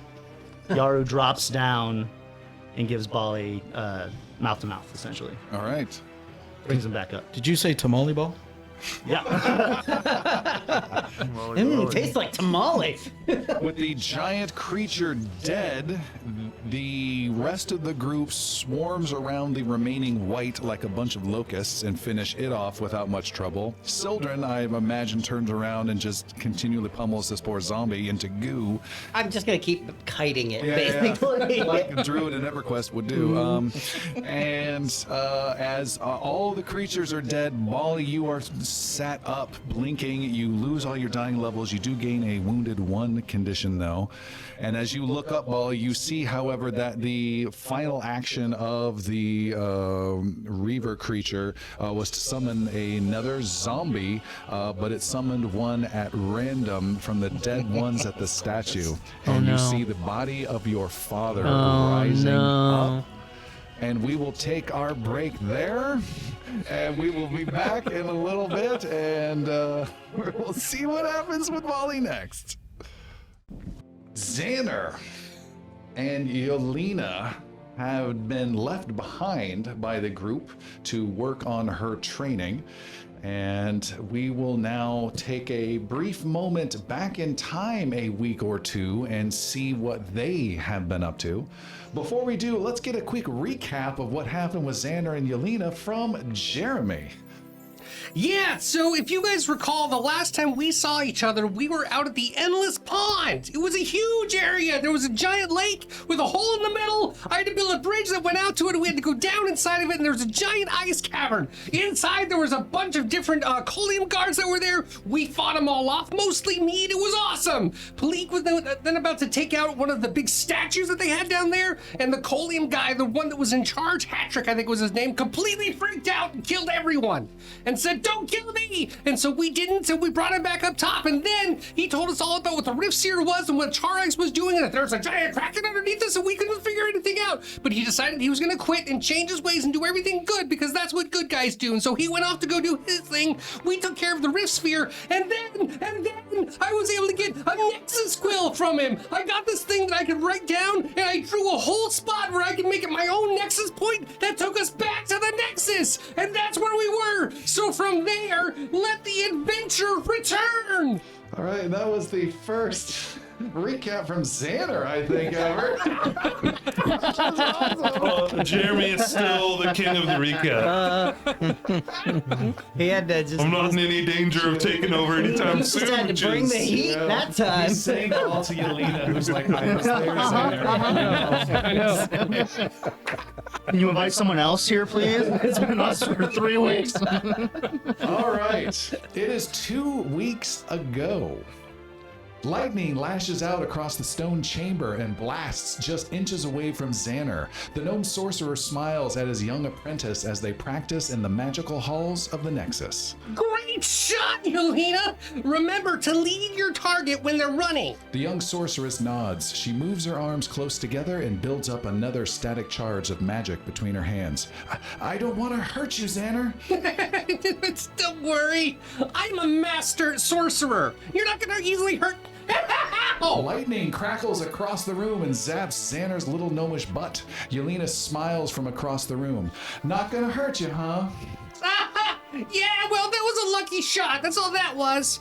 I was thinking of the next lesson, and I wasn't paying attention to you. Xander rubs his sore behind and winces. Can we take a break, Xander? Why do we have to keep practicing over and over? It's because you have so much potential, so much untapped power. You can cast spells, but there's so much more to controlling the magic. When you learn how to harness your power consistently, then you'll be a truly powerful sorceress. Even more powerful than you? I wouldn't say that. You are talking to the sorcerer who's blasted orcs and goblins and dragons and skeletons and zombies and shadows and pirates and ghost knights and giants and thieves and automatons and sea monsters and witches and dragonkin and giant worms And don't forget dwarves, elves, half-elves, humans, Yusoki, halflings, and catfolk, you know, all your friends on the front lines of battle. You don't know that! We don't need to go into the details of everything. Let's move on. What are we? Time to focus on your next lesson. Well, what's the next lesson? This. Xander tosses a small gout of flame that Yelena ducks under, hitting the stone wall behind her. Don't duck. Shield yourself. Use your shield. 2 more gouts of flame fly at Yelena. She raises her hands in a protective stance and a glimmer of blue surrounds her. The first flame impacts her shield and splatters away harmlessly. The second flame shatters Yelena's shield, crashes into her chest, and knocks her to the ground and burns her robe. Xander! Xander races over to Yelena, casting a gentle wave of cold over her. By the time he arrives, the fire is out and Yelena's hair is covered in a light frost. Are you okay? Are you hurt? I'm sorry. I'm so sorry. I didn't mean to. I'm fine, really. Are you sure? Yelena sits up and brushes frost off her robe and hair. I had the shield up, but I just couldn't hold on to it. Xander helps her up to her feet. It's okay. You'll get there. You know how to do this. Sometimes it's about power and sometimes it's about consistency. More days of intense magical training pass by in the chambers of the Nexus. The rest of the heroes departed days ago in search of another rift sphere, leaving Xander and Yelena behind to finish her training. In a low-ceiling chamber, Xander defensively raises his hands, creating a wall of stone before him. The wall is shattered by a boulder of fire that rolls after the gnome. Xander blasts the boulder apart with a ray of frost, sending flaming shards into the air. Across the room, Yelena looks frustrated that her flaming sphere was stopped so easily. That was good. Don't let that get you down. It was a good spell. You just need to focus on sustaining the fabric of the magic so it's not so easily scattered. Xander destroys his wall of stone he summoned and sees Yelena's frustration from across the room. Do it again. This time, try something new. Yelena thinks for a moment, concentrates, then gathers a fireball within her hands and hurls it across the room at Xander. The gnome raises a magic barrier around him. The fireball smashes harmlessly against his shield. Good. Again. Keep him coming. Yelena launches another fireball, this one larger and faster. It splatters against the magical barrier, sending flames everywhere. Yes, again. Another fireball sails across the room, and then another and another. Xander holds up his hands to maintain a shield as the heat of the fire bleeds through his magic. His hands shake. Okay, stop. More fireballs blast against Xander's barrier. Yelena is lost in her magic, a determined look across her face. She launches even more fire at the gnome. Xander's shield falters under the constant barrage. Yelena, please, stop. You're hurting. Yelena doesn't hear him over the exploding flames. Xander's shield shatters as more fire flies straight at him. Yelena continues her assault and hurls a tremendous fireball at her teacher with more size and speed than ever before. Enough. Xander lets loose his own fireball, equally as powerful as Yelena's. His ball of fire flies with perfect accuracy and collides midair with Yelena's. A huge explosion erupts the middle of the room, knocking both sorcerers backwards. The bright flames burn across the room while the thunderous explosion still echoes. Yelena stands up, sweaty, and looks desperately across the room for her teacher. Xander? Xander? It's okay, I'm here. I'll be okay. Just stop killing me for a second. Yelena runs across the room and makes sure the singed gnome is all right. I'm so sorry. I didn't mean that. Xander sits up as the fire burns around them. No, it's fine. Everything's fine. You did what I told you to do. I just haven't seen magic that powerful before. I didn't know I could do that. I guess that was the biggest spell I've ever cast. No, it's not just that, Yelena. I've never seen magic that powerful before. Like, ever. What does that mean? Well, it means... Wait. What is that? Xander looks behind Yelena at the center of the chamber. There, suspended in the air where the two fireballs collided, a fiery crystal slowly rotates. That wasn't there before. Did you make that? No. Xander cautiously approaches the warm crystal. Is it safe? Oh, definitely not. Xander grabs onto the red crystal and looks closely at it. A nervous smile slowly appears on the gnome's face. What is it? Well, our magic combined. My desperate defense versus your most powerful spell collided, and this is what is left behind in the wake. It's a sorcerer's shard. A raw one, anyway. It's a 1 in a million chance it could happen. Xander wraps up the crystal and places it in his pouch. What is a sorcerer's shard? It's a source of power used by sorcerers to increase their magical potency. Normally for a huge spell or a powerful ritual. They're very hard to craft, but it seems we've made one accidentally. This is very powerful, but also very dangerous if it's used at the wrong moment. But that's enough training for now. You've shown great progress. Let's get some rest, and tomorrow we'll get our horses and head out after our friends. They're days ahead of us, and who knows what kind of trouble they've gotten themselves into.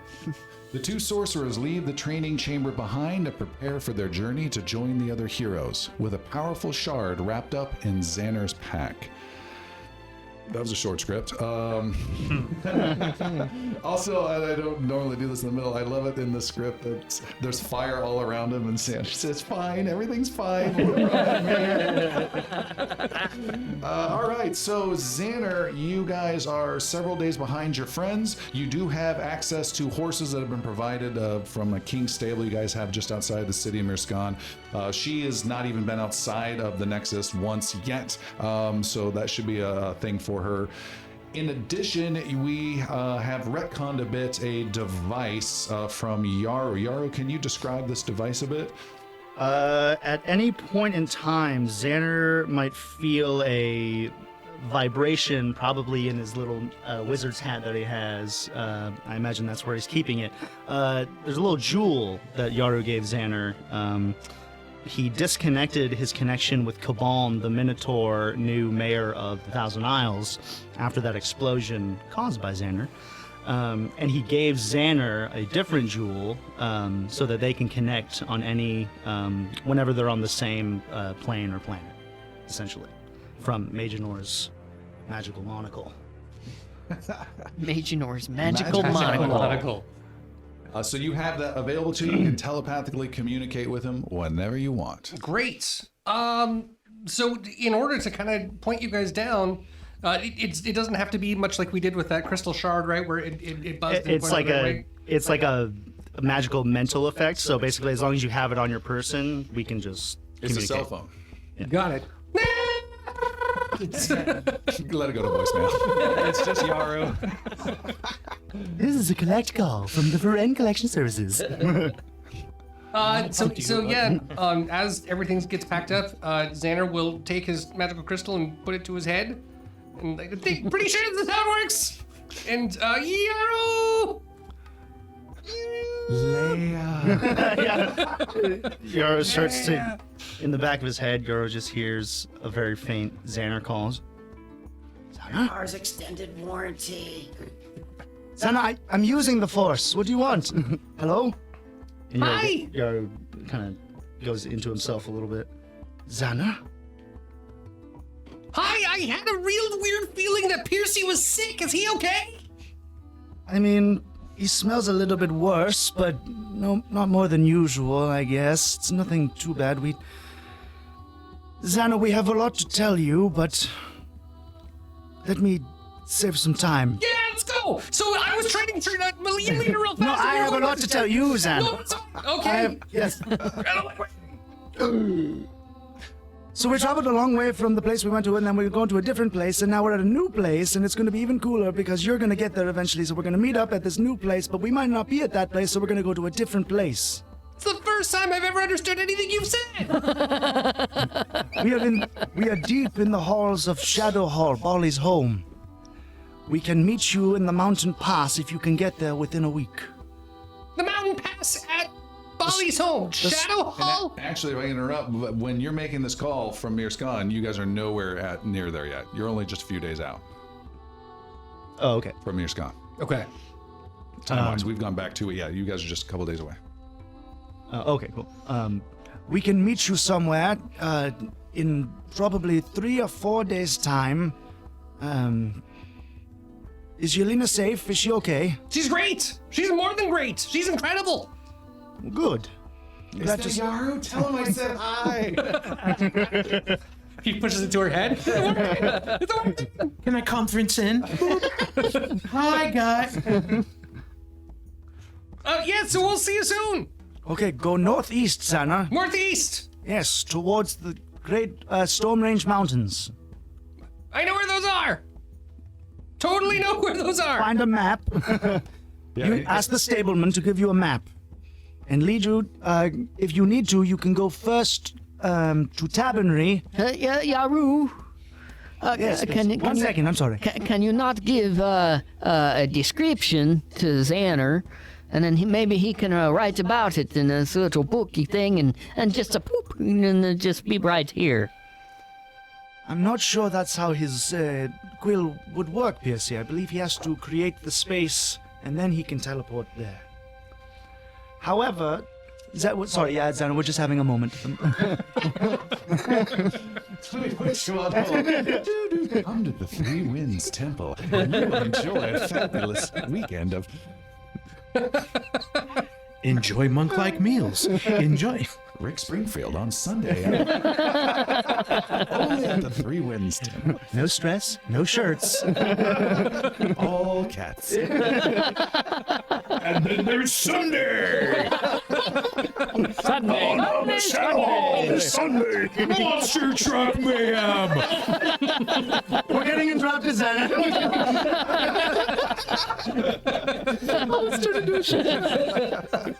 So we're just communicating basically an equidistant point for us to meet.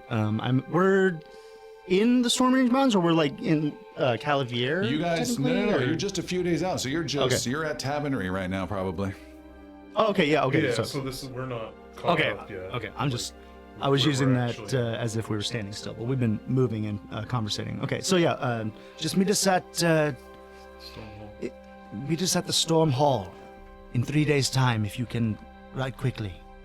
You're not that heavy. We can get there. We'll see you then. You're gonna be On so the proud. third day, look to the east.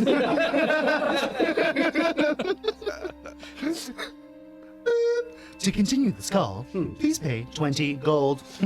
All right, Xander, anything unusual you're doing at the Nexus, or are you ready to head out? Charging up the quill for sure, making sure that's packed up and ready and being very safe because I want to carry it with me on my person in case we need to go anywhere. And it had 2 charges, of which you used 1.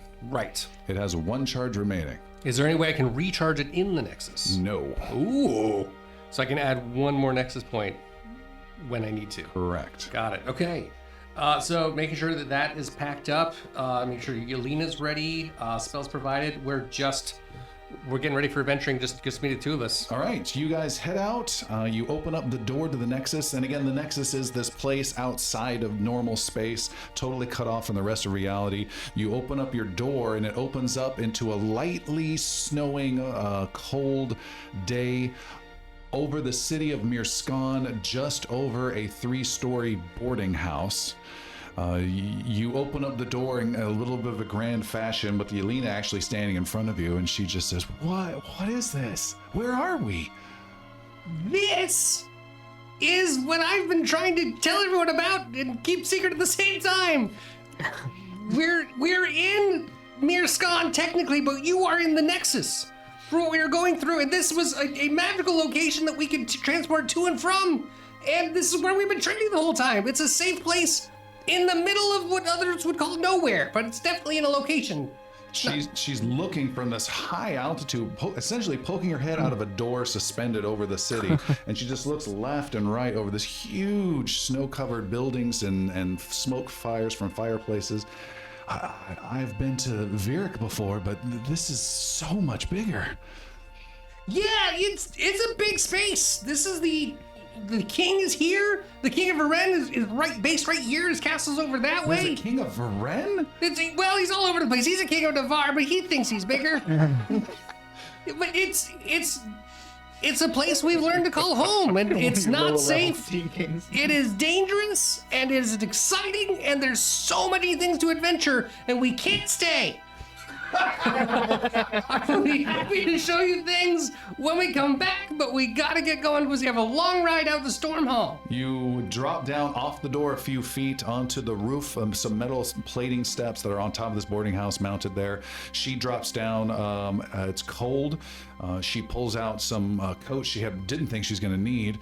Again, slightly snowing. You can hear some carts moving around down 3 stories below on the cobblestone. As you close the door and lock it with your Nexus key, of which she does not have one. Just verifying. Right. Okay. Correct. As soon as you walk and you start trying to find the Widow's Walk and make your way down into the boarding house, she points across the roof and says, well, who are those guys? Oh. You turn and you see there is a robed young man and two armed men in the city of Mirskan uniform next to them. They are all huddled around a metal bowl that has a fire on it, trying to keep warm on the roof, and sitting huddled underneath their coats. And one of the guards sees you, elbows the robed young man, and he quickly stands up, gets the snow off of him, and comes scurrying across the roof over to you. He says, hello, I am Apprentice Bogley. You came from that door. I saw you. I don't think you saw anything, Apprentice Bogley, but we're here now. What can I do for you? You would be Lord Xander, right? Correct. I am Apprentice Bogley, and I think I'm from House Nakor, and I have been sent here to bring any of the defenders of Navarre straight to King Phaon. He seeks an audience with you immediately. Well, I will absolutely go see King Phaon. The rest of the defenders are not with me. I'm on my way to them, but I would be happy to speak with him about it. I'm a defender of Navarre. You are? She says. Yelena? You are. She is one of us. She's one of the newest ones. This All is right. Yelena. Hi, I'm Apprentice Bogley. Come with me. I'm just going to add the question mark after his name is what I'm going to do. All right. And the guards wait for you guys to come and walk with you down through the boarding house. Once again, there's the weird, creepy owner of the boarding house who just seems curious as to what everyone's doing there. You walk past him out to a waiting horse and carriage and are whisked away through the snow-covered streets up north through the town, or east through the town, towards the Castle of the Storm where King Phaon resides. As you walk there, going past shop after shop, people in coats staying warm and chatting or talking past loud taverns, Yelena says, yeah, this is nothing like Virik. I've heard of big cities like this, but this is amazing. First we went underwater, and then we're in this nexus, and now we're in this city. This is, I never dreamed of places like this. It's all the wonders of what magic can take you and what fun things you're gonna find when adventuring. Though remember, there's danger around every corner. Let's not forget the dragons. Well, we can handle that, right? Absolutely. Make it no. All right. Your carriage pulls up into the Castle of the Storm, a tall, somewhat imposing castle that looks a little more Disney-like with the light snow across it. As it comes in, again, Yelena's just blown away by the scope of this castle. You notice, Xander, that there are fewer guards here than you have ever seen in your few visits to this place. There are two soldiers that are hurriedly loading supplies into a wagon. There are, though, you see a dozen small guards wearing the blue tabards of the king, and they are Ysoki, older Ysoki you've never seen before. And they are kind of stationed position, but they're trying to stay indoors and stay warm, but they poke their heads out when you arrive. Your apprentice Bogley gets you out of the carriage and walks you through and into the castle. Yelena says to you, this is so beautiful. Have you ever been here before? Yes! In fact, when I was here last, this was uninhabited, and we had to help reseat the king into power because it was being held over by a corrupt senate. Sometimes I don't know if you're just making fun with me or not. You never will. You walk through several halls. Man, I miss Xander. Never thought you'd say that, did you? Would you like to talk to him? Not that much. Easy. Little Xander goes a long way. Sorry, Xana, not today. Through several halls, you go in through the Castle of the Storm, and it shows different. And again, there's a similar thing we talked about with the Dwarven hall. Here in the King's Long Hall, there are tapestries showing different major moments in the city and the kingdom's history, with a tapestry that's definitely gone and missing. You remember seeing before about some glorious, like 44 men in a circle type of thing. That tapestry has been torn down and the new one's being made. You are brought forth. The apprentice introduces you to a guard. He lets you into this private chamber, and this is a chamber you've been into before of King Phaon's ready room, or war room, if you will. In there is the king. There are 2 armed men, older tactical general types, but you've never seen them before either. The apprentice says, King Phaon, I am Apprentice Bogli, and I bring you the defenders of Navarre as requested straight from their nexus. And King Phaon says, welcome, Xander. King! It is wonderful to see you and the defenders. I am representing the most of the defenders as they are away on a perilous mission that they want to keep things safe.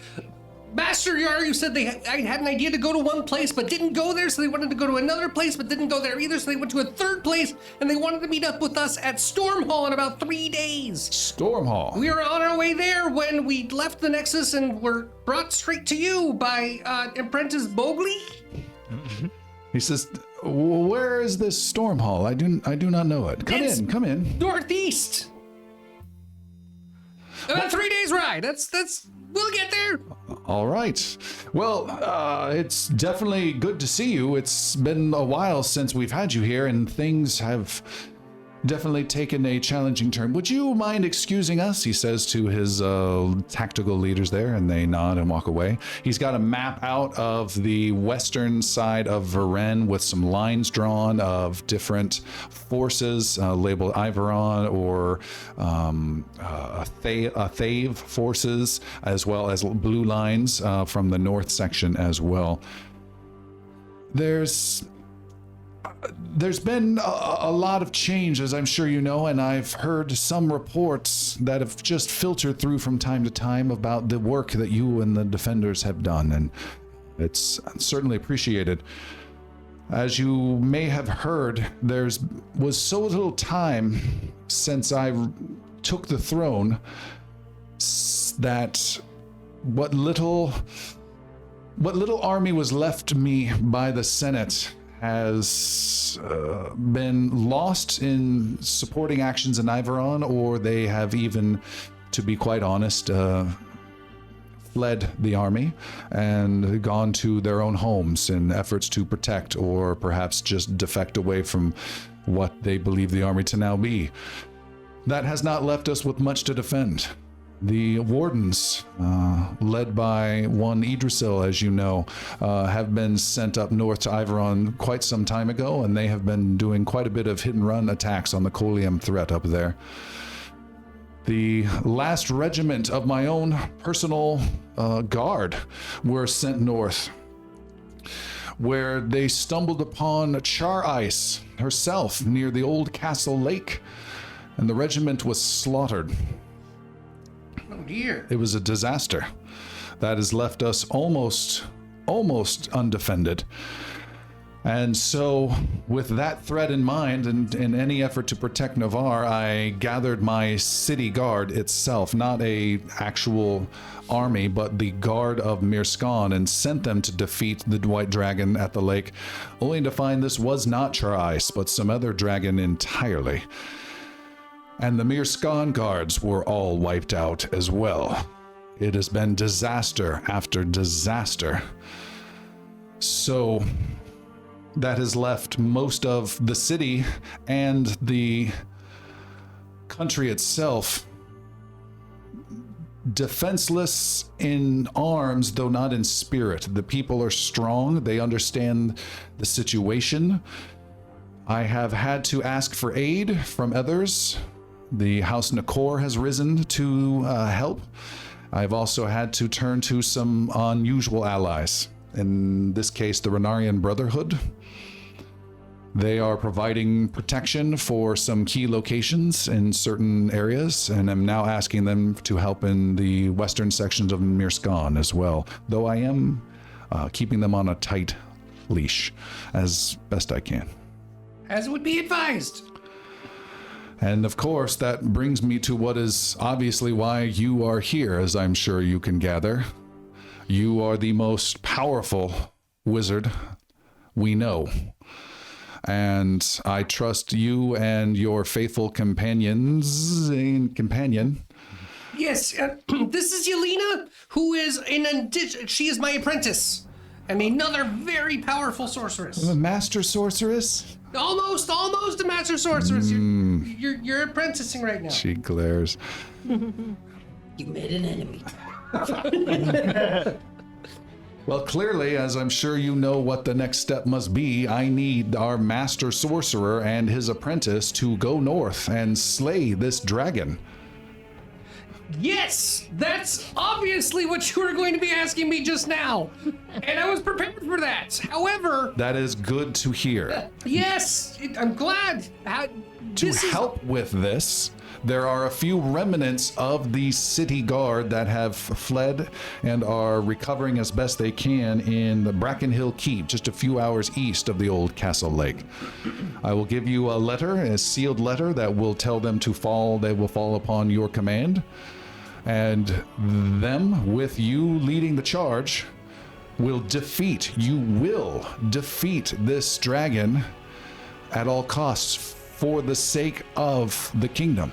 If you do not do this, all it takes is for this dragon to decide to head south and the city is lost. Or worse yet, head north and join with Char Ice herself. And we cannot have either. You are our last hope. I appreciate that you are putting so much faith in me, and I'm glad that you recognize the power that's there. However, I do understand that the dragon that you have at the Castle Lake in Brackenhill Keep is very old, very ancient, and very powerful. And as strong as I may be, even with my apprentice, I fear that we are not enough. And this is something that we can absolutely do, but I do need the rest of the defenders to be a part of this. Give me 2 weeks to gather the defenders, let them know your plea, and make a plan so that we may slay this dragon for you and free Navarre of its terror. Xander, I'm afraid to give you 2 hours. Or 2 days at most. 2 weeks. So much can happen and so much destruction can happen. I can encourage you in telling you that I have heard those same words before, almost verbatim, from a friend of yours who still had the courage to head north. Your friend, Captain Ignal Heavybringer, led the guards up north and was felled by this dragon. I feel like you're making my point for me. You're getting rushing in without being prepared is just the easiest way to get killed. This needs to be approached directly, not directly, but from a different angle. This is a dragon. This is not an army. This is not another kingdom. This isn't a political debate. They think in a different way. It is an ancient creature, and it cannot just be approached. It cannot be simply attacked. There needs to be tactics involved, and there needs to be an understanding of the magic of reason for why it's there. I cannot just, in 2 hours or even 2 days, come up with exactly what we need to defeat this dragon. If you ask me to go right now, you are sending me to my death. And that is not going to be beneficial to you or to Navarre. You do not seem to be hearing my words. We are out of options. We have no army. We have no guard. We are hanging by a thread. There is one and only play we have left, and that is the blessing that Soline has given to have you show up today. You are the last chance we have. You have never shirked from any duty. You have never stopped defending this city and this kingdom and this world. And I certainly don't expect you to stop now. This is where we are at, and this is what it will take. Your courage, find that courage within you. Find the strength to move forward and lead these men and this woman to defeat this beast and finally deal a blow to our enemy and push this battle backwards and away from our people. Your Highness, I want to do everything I can to support you. I am a defender of Navarre. I am a champion of what you call. But if you ask me to do this right now, it is going to be dire and potentially devastating. Then I am asking you to do this right now.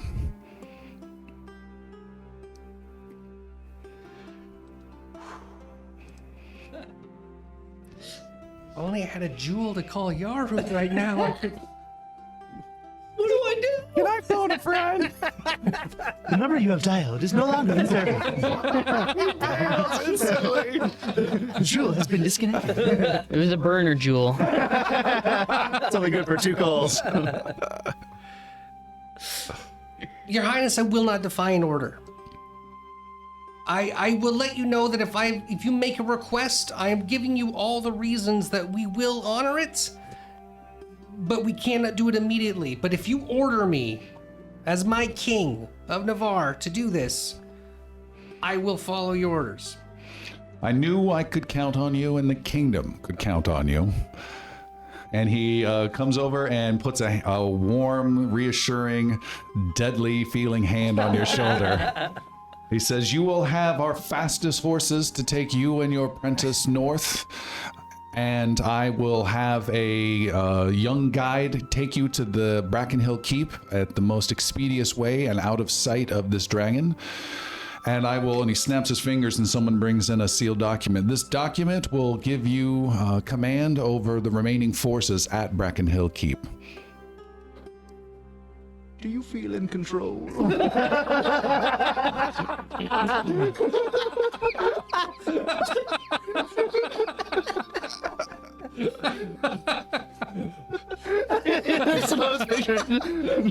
This gives you power over me? Xander gulps deeply, takes the documents, and heads out. All right. So you called that bluff, huh? May Solene bless you, defenders, and bless the kingdom of Navarre. And off you and Yelena go. And as you go out and back to the carriage, and they're taking you to the stables, the king's stables, Yelena says, "Whoa, what are we gonna? We were joking earlier about taking out dragons, right? We were joking on the way in, and we're still joking on the way out." Yeah, so Good. we need to go to Storm Hall. Okay. Yeah, but it's a slight detour. It's gonna be right on the way to Brackenhill Keeps. So we're gonna meet up with everybody, let them know about the dragon, and we're doing this. He has put me in charge, so I need to be in charge for a little bit. And this is the step that we're gonna take because we need to do this smart. This is gonna be a big challenge for us. Dragons are scary. In the background, red dragon tearing apart the village. All right. She is grateful to hear that. You guys go to the king's stables where you are given the fastest horses you have ever seen. Beautiful mounts. You and Yelena throw your bags over the horses and you ride off. What direction do you head, Xander? So Very Brackenhill important Keep is question. straight north, if I recall, Correct. right? And Storm Hall is not. It's Straight east. Straight east. super east. So yeah, we're gonna head east. Heading east. Yeah, and I will take the command with me because I'm bringing some people with me. Is that right? No, they are in Just us. Brackenhill Keep. There Fantastic. is a guide who is with you. Okay, great. So he is with you, and he. That's gotta be good. Hey, guys. Yeah, you'll see him. You go left, guy. Go left here. Go left at this road. Recalculating. So the guide is with you, and he says, Left at the tree. I haven't seen a tree in 5 days. He says, Commander Xander, we need to head out the north gate towards Bracken Hill Keep. We have supplies enough to get there, and we'll ride very fast. And if the two of you can keep up, I would prefer to ride through the night, and we might be able to be there by tomorrow afternoon. I appreciate everything you're doing. We are not equipped yet. We have the equipment that we need, but we need a few more reinforcements. We're heading east to get the rest of the defenders of the realm. Go ahead and make a deception roll. +2, +3 with your command note in hand. That's a 7. I actually Do you want like that a lighter to be die, a little sir? stronger. He's got giant metal dice right now if you hear that over the mic. Yeah, I'm sure you do. I'll use the little one, the little Xander influence die instead with my hero point. That's a 3. That's not better. So with diplomacy, that is a 25. Deception. by the Oh, way. deception. Sorry, this is 22. With a 22, he says, Commander, I have orders from the king to take you north to Bracken Hill Keep, not to head east. Oh, I'm sorry. Do you see this? Do you know what this is? I do, sir. What is this? +1 on a die. I saw the roll. It was 3. Already accounted for it. This document here gives me command over everyone that's in Bracken Hill Keep, and I will command those in Bracken Hill Keep when I'm there. For now, I'm heading east to get to Bracken Hill Keep with the people that I need. You can come with me. I would appreciate your services and your help. You're an excellent guide. We're going this way. Sir, I must take you north. If you are not heading north directly to Bracken Hill Keep, then I must return immediately and let the king know. Good choice. he needs to know exactly what's happening. He needs your help. But if you can't make it, then you can head north without me, which is a terrible idea. You don't want to show up without me being there. Or you get it back to the king to let him know that I will be there in a few days. So be it. He's got his own jewel with the king that he can just. Yeah, this You're guy's hearing not. this? You're hearing this, right? He's really loud. So what do I do? Very well. trained for this. And he watches you head off east, and he heads to the Castle of the Storm. You head east across Navarre with Yelena. Damn. That's not. Okay. A couple days riding east, the snow fades away. It is still cold, rolling hills of Navarre. And Yelena says during the trip, as you're riding on very fast horses, so where are we headed? I'm gonna double check with Yaru if I can, but we're headed east to a place called Storm Hall. I believe that's what he said, and so we need to meet up with them there in about 3 days' time. Okay. For I'm guessing something that they're dealing with the rift spheres for Char Ice. Or other things. He didn't mention exactly. He just said places, then places, then places. All right. You guys camp for the night. You ride again, and around the second day, you arrive at the town of Tavernry, where you get an inn and rest and get some proper food, restock your supplies. You finish the night with a small beverage at Peg's Tavern and get up to speed there. Peg is certainly happy to see you and spends an hour catching up and hearing about all sorts of things. And he says, Xander, before you head off, I did get a message delivered here for you from I believe it was the woodland wizard of your group. The woodland. Oh, from Sylvan? Yes, it's right here. I would love to read it. And he goes and gets a message and he hands it over to you. It's been opened, and he hands you the message. And what does the message read? Piercy was the one that wrote the message. Oh, Piercy did. I'm sorry. Yes, which was not Looking at me. Excellent buck passing. well. It was not the This is what message I'm that reading right now. Sylvan Yeah. wanted you to I know say. this is my handwriting. I did not write this message. Definitely forged. Definitely forged. I feel like there was more to this message. All right, Piercy, what does your message read? If I remember right, it just said we're going further east. Meet us somewhere along there. I don't remember. I didn't even say that. This is why it's important to take notes, ladies and gentlemen. Going into the Storm Range Mountains, I think. All right, and then it just kind of trails off from there. Squiggly lines. It just evolves. Then to picture hieroglyphs of ducks and I mean, hens. Piercy did write it, so who knows if any of those legible. Yeah. Why does it always have pictures of cheese? Why is it moist? 2 days later. Got bird shit on it. So I hope this message was of value to you. I've been holding on to it for a couple of days now. I really appreciate you, Peg. You have a note? What's the note read? It just says, Piercy uses messenger to Peg, deliver message to Xander about Edlin home. Oh, Edlin home. All right, so what does the message read? That we went to Edlin home, That's right. but he doesn't need to, Nothing of consequence. and Was our- we're headed east further. Alright. So So that's what you read. yeah. Seems oddly out of place. Since I wasn't already going there, I'm going to not think about that now. Whatever you do. You don't need to go to Edlin home. We've been there. Already been dead. Okay. We checked, it's fine. We going east. It's all good now. Thank you. Perfectly fine, underline. How are you? Fine. Oh, you haven't heard the last 2 episodes, have you?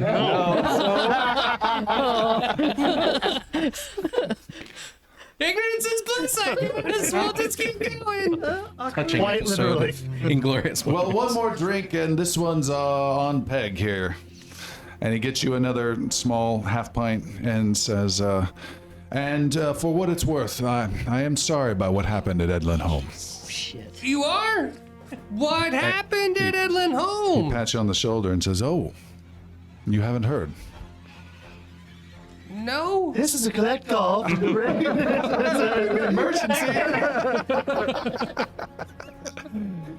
There was an attack on Edlin home, a place I think some of your people have come from. I come from Edlin home. I grew up there. There was an attack on the town by some red devil, and it strode right into town and attacked several people. It slew the mayor of the town, who I've met several times, seemed like a decent man. That's terrible. It was, you know, there are beasts that appear from time to time and people deal with them, but this seemed, from all accounts, a deliberate, almost assassination on the mayor. Killed him, killed the old archer in town, attacked an old wizard who defeated the devil, but not before he slew those people and everyone in a tavern. It was a bloodbath, apparently. You say tavern? Yes. Which one? Do you know? Not sure exactly which one. Maybe the Ember one or the. There's only 2. Then there's the lodge, I think. Oh my gosh. These are dark times. Dark times.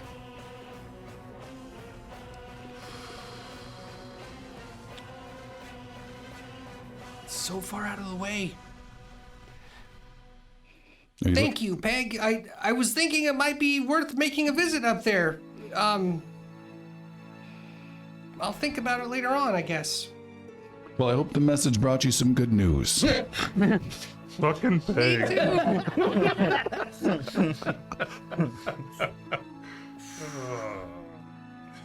Xander quietly kind of stares into his second half bites.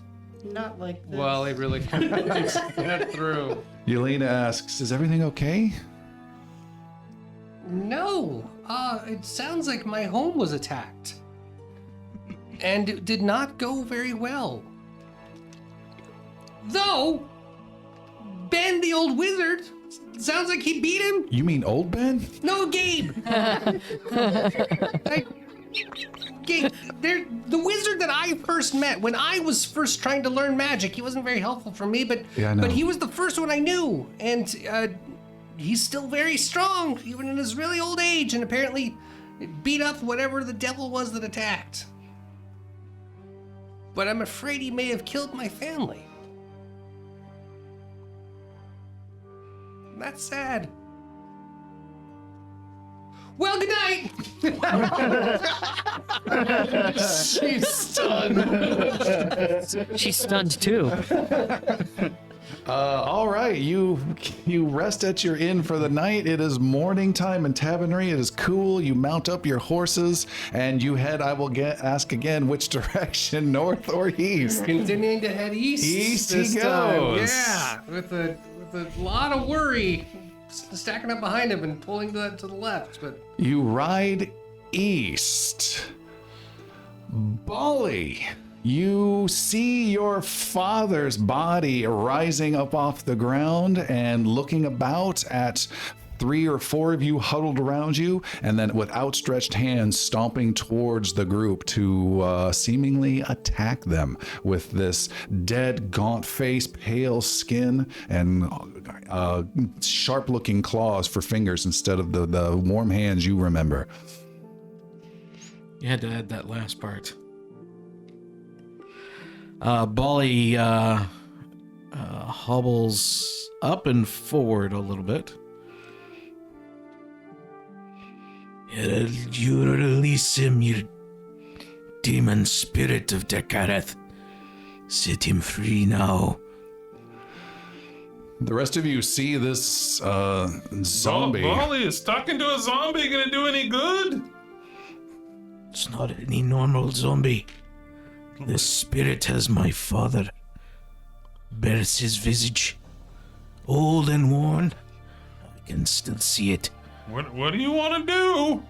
It's getting close. I don't think you're in any shape to go toe to toe, even if it is your old man.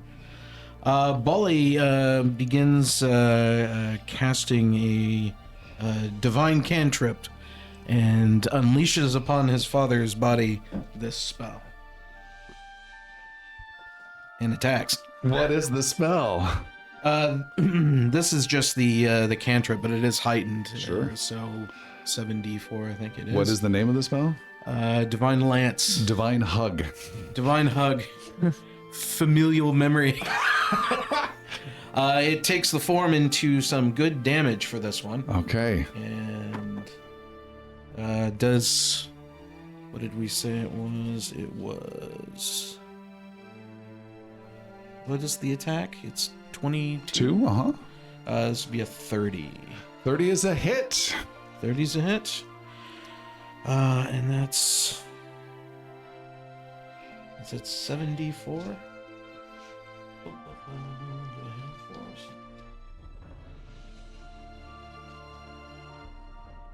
After these messages... That time, oh my god. 3, 4... Takes me back to 7.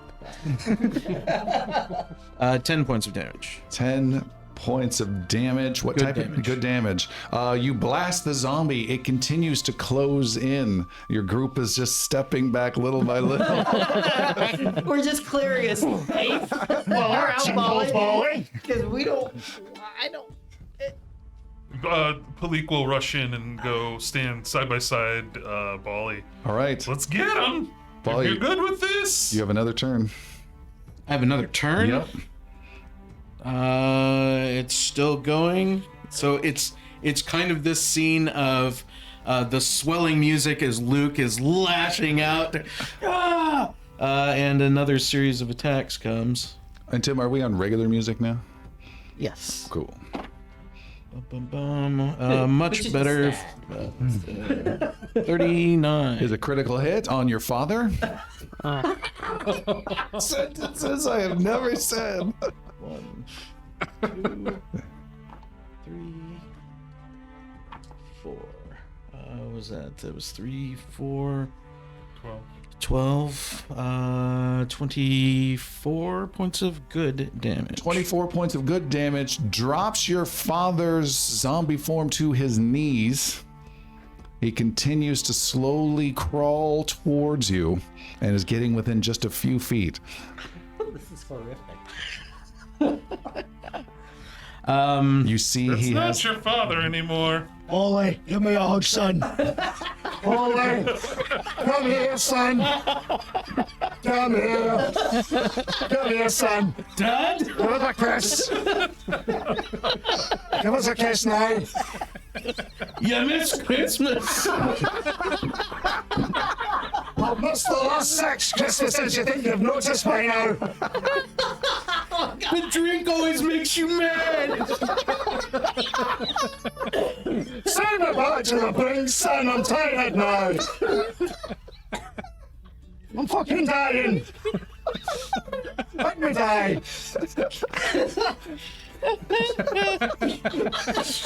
on, cast your fucking spell. You were always such a disappointment anyway. Killing me, Molly.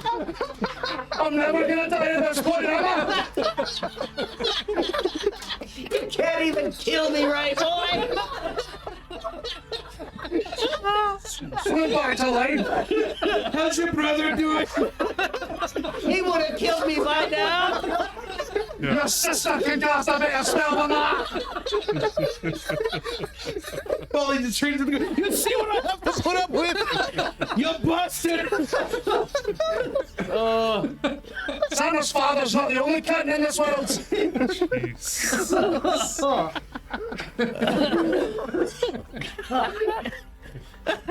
Oh, gosh. Thank you for taking this. I'll never get Dad's head voice out of my head. Let's see. He's not your father anymore. Oh, that's where we were. I'm your daddy. He's been corrupted. You want me to do this? No, I should do this. Bolly is one of these Small kind of- rocks. kind of. Put your back into it. Bolly. Why do you hate me? I'm a zombie, son. I'm pure evil. Evil and disappointment.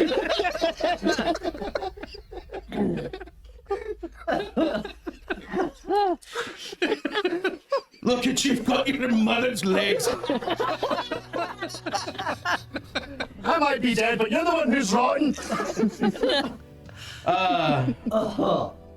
Bolly, wishing to see an end to this, heaves up one of the tombstones and heaves it up onto his father there to pin him flat to the ground, unable to move. Oh, all right. You just smashed a spider.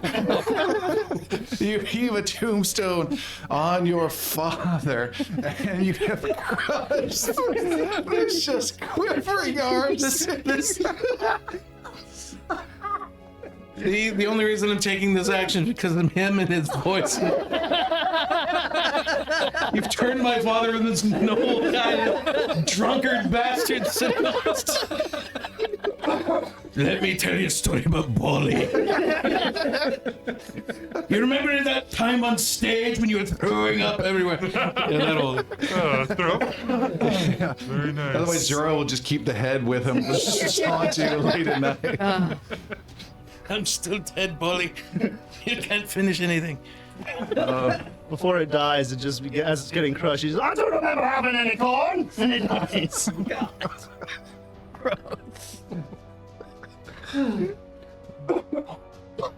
All right. You have fulfilled some sort of fantasy in someone in this group, I'm sure. I'm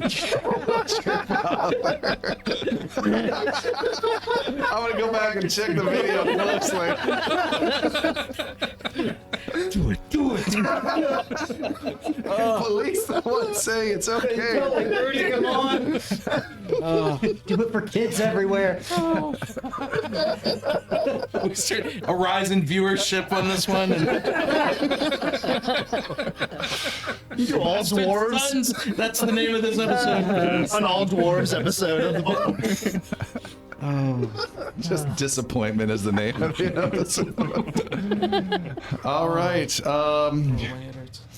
Your father, I believe his name is Toll, T-O-H-L. Toll Ashbeard is no more. You see upon him is his damaged protective armor he had on when he fell. You see he and his dwarven allies who were here have been dead for a couple of weeks. You do see some family items upon him, though. He has several items that are a picture of everyone in the family with one cutout section.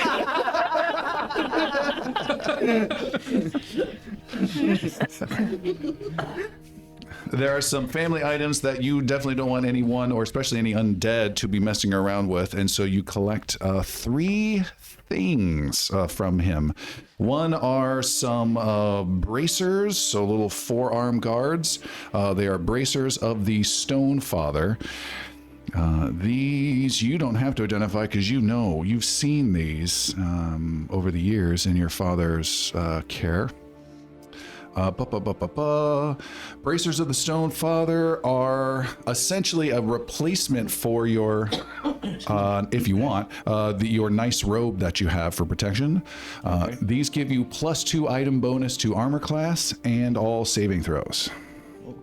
This is the best bonused armor we have ever seen so far. Although it doesn't add any raw armor class like, leather or platewood, but there you go. Bracers of the Stone Father.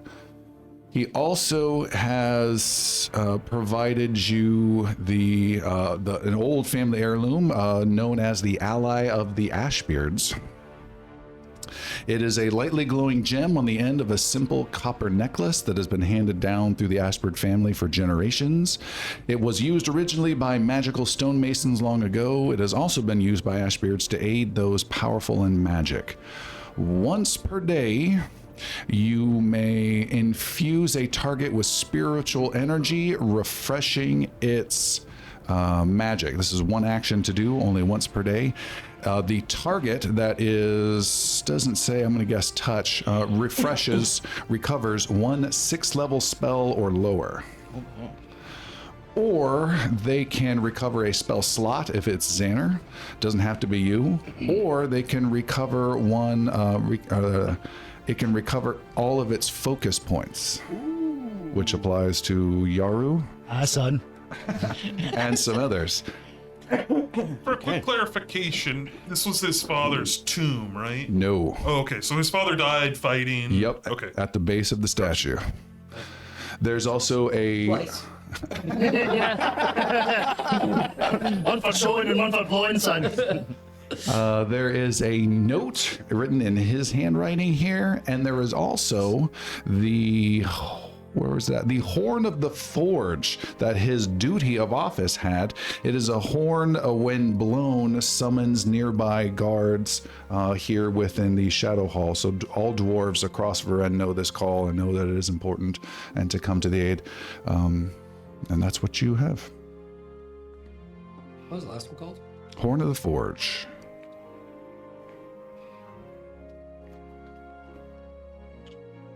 This would be no finer place than to set him to rest here. And Bali will move him more to one of the more permanent rooms to set him in. You do so.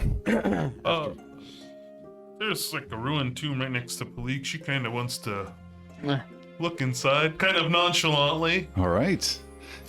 You see there is a rubied bracelet that is on the body of a female corpse within that. That looks like it would be worth some coin for sure. And now you're thinking about it. Yeah, I mean, I'll take it. All right. Do you want to take it surreptitiously? Yeah. Make a thievery roll, +2. Not many people paying attention. 31. Ooh. Everyone but Bali sees you take that.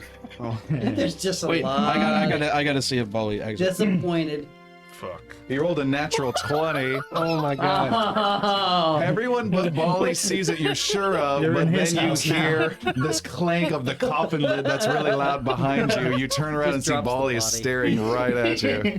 What is this, Molly? Nice save. Best to put it back. I was looking. I'll put it back. And Pleek puts it back. Shamefully, just like kicking dirt. Like, God damn it. All right. That whole roll I just made No, for that's Ryan. fun. Okay. That's fun. Yeah. I could have dealt with everybody else. You just killed your father. A weird ostracized dwarf calls from the balcony above. Are you done? We've got to get going. Agreed. Bali, are you ready? What do you, almost done. these other bodies, what do you want to do with them? Should we catch them on the way back? Someone will have to tend to them. I should look after my father. He's now away. This place is not sanctified, but it is clean of the spirits that we have to worry about. Let's go from this place. You guys follow Nabek or Cutter, the weird dwarf, through more secret little Do we heal chambers. up? Oh, That's up to you guys. Bali would be remiss if he did not pay some respect to the true visage of the Stone Father that was there, so he absolutely gives some reverence. All right. And from Sildren's being turned to stone experience, he, does feel a little connection there. So, All right. There you go. Gives him a little. Well, thanks for bringing him back. Yeah, how do you guys want to do healing? It's all a matter of time. Beacon, right? I have Vital Beacon going. I can certainly do some healing, but it's out of combat. It'll just be a little slower. Where it puts I'm my fine. I can gain Yeah. my HP back in It's within fine. an hour. I cannot. And I do not have many HPs left. Just grab a slice of the Bali touch. Yeah, I mean, I guess I could do medicine on myself. Or just hit up Vital Beacon. Do you have Vital Beacon going too? No, We'll touch Bali. but save that for combat. Is Vital Beacon? my impression. Okay. Yeah. So I will, while all of this is going on, Okay. Sildren will heal himself using Your nature skill from medicine. correct Okay, what is your nature skill? 26. Wow. And you're at what level with it? Master? Correct. 26 master. You heal 36 points according to our house rule. Okay. That's pretty good. Yeah. And that is just 10 minutes of time. Or you can spend a full hour on yourself to double that. No. Okay. I'll Great. also use one of my focus points to actually is Shuka injured. No, Shuka's not injured. All right, heading out, you guys leave and make your way through more narrow chambers until you come across and you pass over a hallway that has some grates on the floor, and you can see a couple shambling corpses and can smell them underneath. Any frightened conditions you guys have, any sickness conditions you have are all gone. The drains stay there. Oh, yeah, I think so. And doomed would go away with the sickened, and we're looking at, what did we just say? Drained. I think that's a daily thing. Yeah, full night's rest, it goes down by 1 level. Okay, and I'm on a wound 1 too. Or 1 as well. Okay, you guys continue on until you come across an area that feels hotter and warmer, and the old weird dwarf Nabek says, We're over the forges. We'll be there shortly. And you said we're looking for the 7th one. Yeah. And he counts and leaves his light brick path code he had mentioned earlier and is trying to find the way. And he says, I think it's this one. and he presses on a secret panel that opens up and stone grinds away, and he steps in. And inside you see a sizable chamber that is a huge dwarven forge that is dark and cold and has big chains and levers, big anvils, series of hammers. There's big cauldron things suspended above that can rotate and are hinged. There are giant doors that lead into this place that are huge by dwarven standards and look very metal and very solid. And the place is just deathly quiet, though.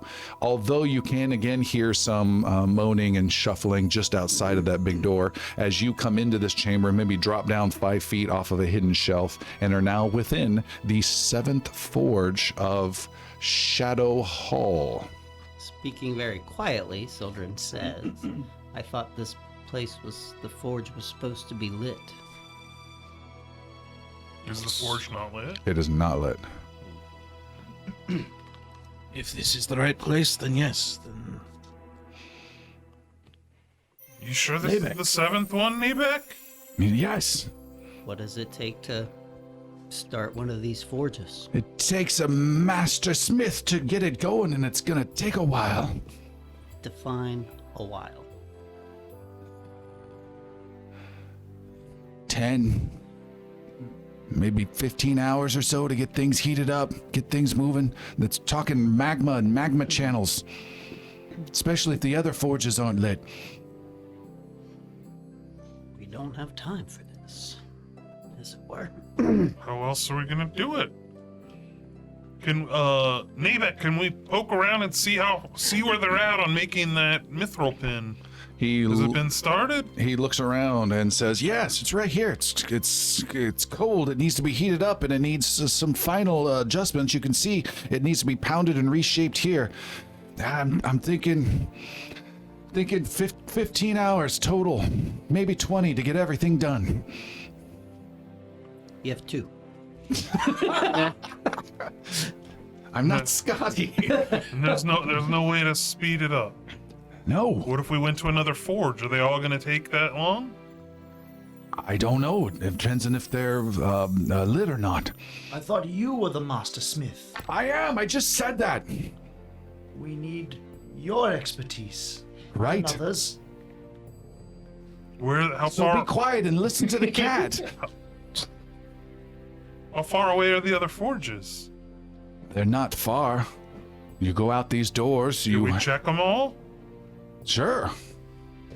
Give me directions. Open the door, go out right, go past the metal rooms, so it'd be every 2 doors is another forge, either direction. Okay, I'm gonna go check. You start this one though. Don't waste time.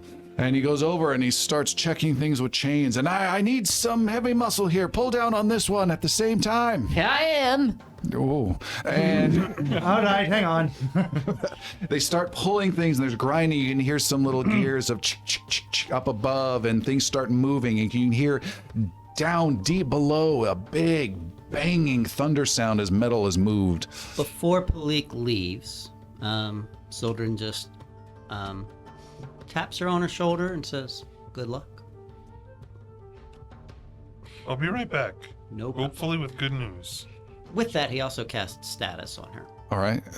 So he will, for the next day, know exactly where she is, as long as she's on this plane of existence. All right. Oh, that's handy. Just for a day, though. All right. Don't teach Xander that spell. Malik, you go over and you have to interrupt Nabek and have him show you how to open the door, as it is sealed with a series of complex locks and gears and stuff. He shows you how to move handles and stuff, and then more gears start unlocking. You hear a big, loud clang as the door separates and moves, and then it starts sliding slowly in. As it starts to slowly move in, slowly coming in is a small horde of zombies. Not dwarven in nature, from the swamps of Dakareth, that are slowly coming into this door. They seem to be shambling in more of, hey, there's an opening, let's move in. But once they sense warm flesh, then they start to become much more animated and closing in and closing in.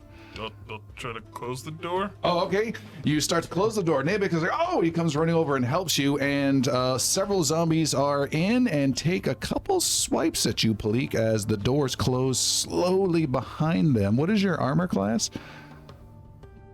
33. 33. Let's do with that is a 25. It's a miss. Oh my god, it's not rolling. There we go. And that's these are three separate. And then you are hit, and then you are hit. You are hit for a total of 21 points of bludgeoning damage before you and the rest of the group are able to finish off those zombies. Okay. The doors are then sealed shut, and now you're hearing just light pounding on the other side of the door. When we were up above before we dropped down, you said we sensed some heat. Oh, heat. Mm-hmm. Yeah, but then when we went in, this is not where that heat was coming from. Correct.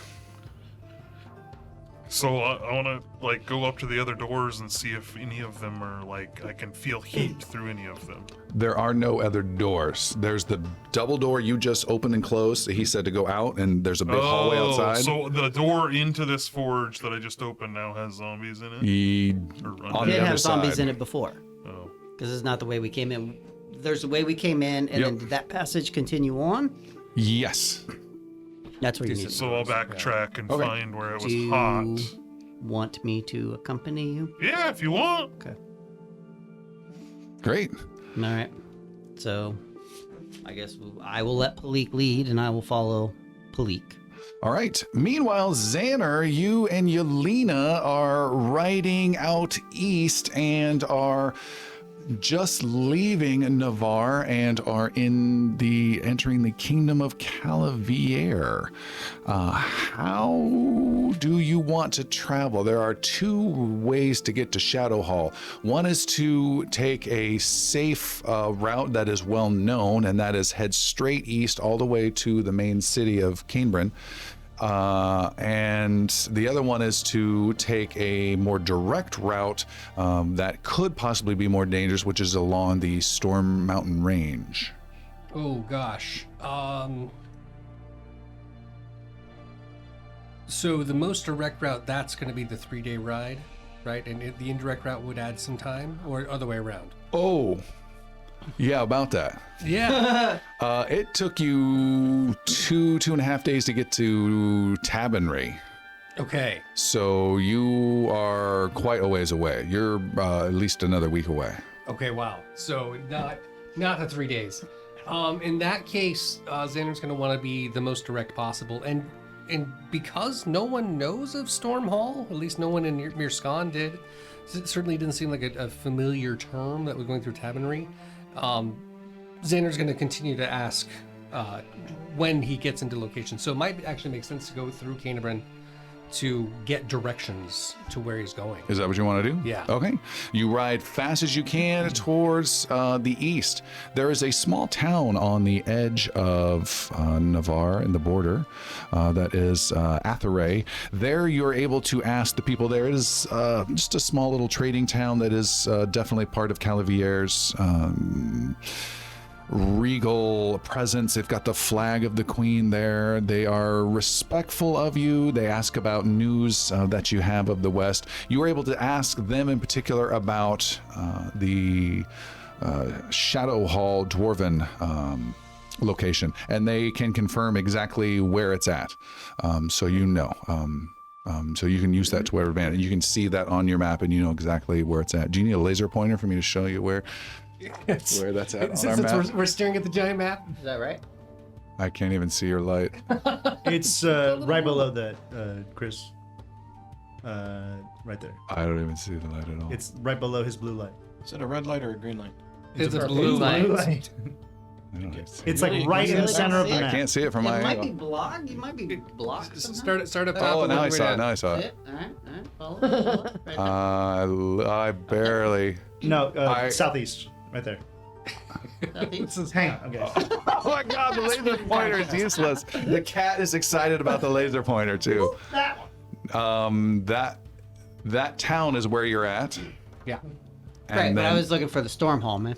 Shadow In the Hall middle is of the the name of mountains. it. Shadow Hall. It's in the middle of the mountains. So if it's definitely up in the mountains, then I think that's what Xander will most likely do. He'll take Okay. Yelena and go up. And if you see on our map, across the Dakareth is the name of that nation. Has a river that runs straight down south to it. Yeah. That river heads into a white name in the middle of the mountains called Shadow Hall. I do see it right there. There you go. Okay, so you're gonna head more direct on that route. More direct up along the ridge line. All right, they warn you of lots of gnolls in that region and to be careful. Okay. And they also warn you to be respectful of any strange robed figures in that region as well. Respectful. Yes. Okay. Do they just call them strange? Do they have Yes. any- okay. Nope. One merchant called them creepy. Okay. Merchant named Palik, maybe? I'm engaging in some healing, just general medicine on those in the room.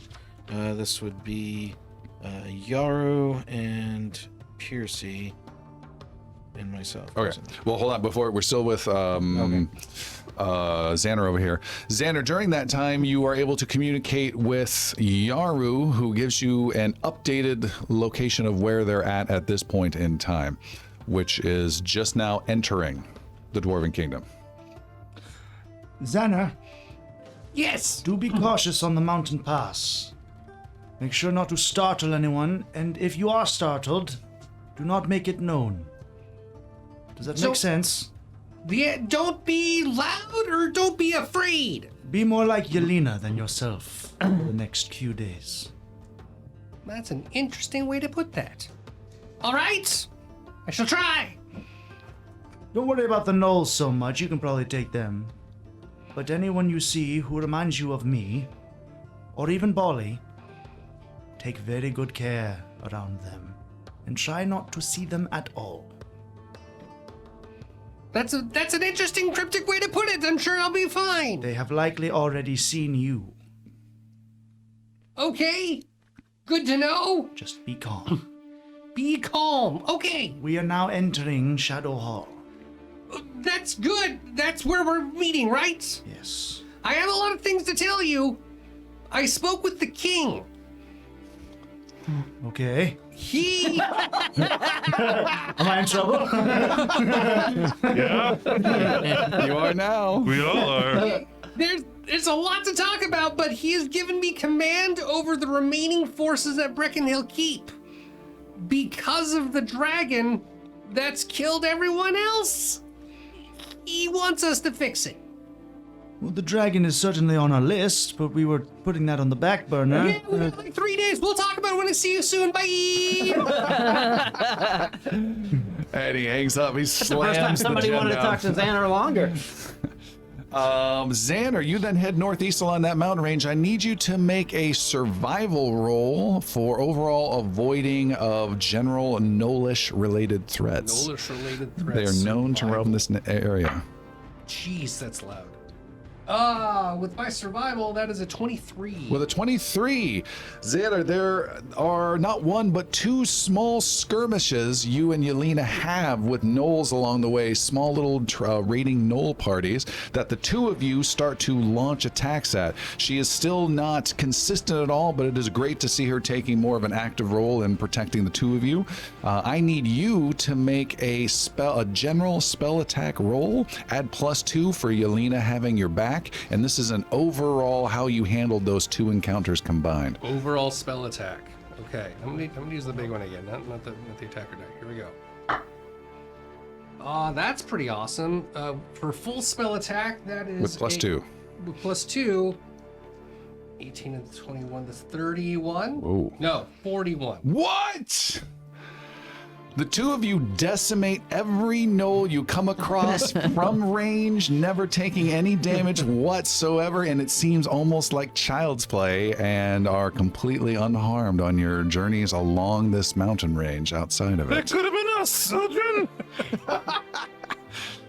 Go training montage. Meanwhile, back in forward in time in the Shadow Hall dungeon, Palik and Sildren, you two have gone back and forth and cannot find another way into another forge, and it feels warm in this entire region. Anytime you start to get in, and you feel like if you get any further, it's going to be hard to even find your way back to where the rest of the Sildren group does is. have Definitely be no making direction Chalk marks. as well, so Okay. he knows. Okay. Yeah. What do you think? We keep looking, or we go sit on our thumbs for a day? Does it get, like, as we're going down, if we were going further, is it continuing to get warmer that way? No, there's just an overall, this region seems hotter. And you've gone and gone and gone. You're like, okay, I think we can go back, right, left. And you said you're doing some chalk marks, but then it just still continues, just more warm. Whereas in other regions, it was cold. and cool. So Sildren's taking a very, let's not go too far, but Sildren's taking a really long time to, like, as they're traveling back, to really get a good sense of if there's a spot where the stone itself is hotter, and trying to use whatever, nature I guess I can here, to try and figure out if there's a space where maybe the magma is close to the surface of where they are. Make a nature roll. That is going to be a 42. What is going on with the 40s? We're not in combat.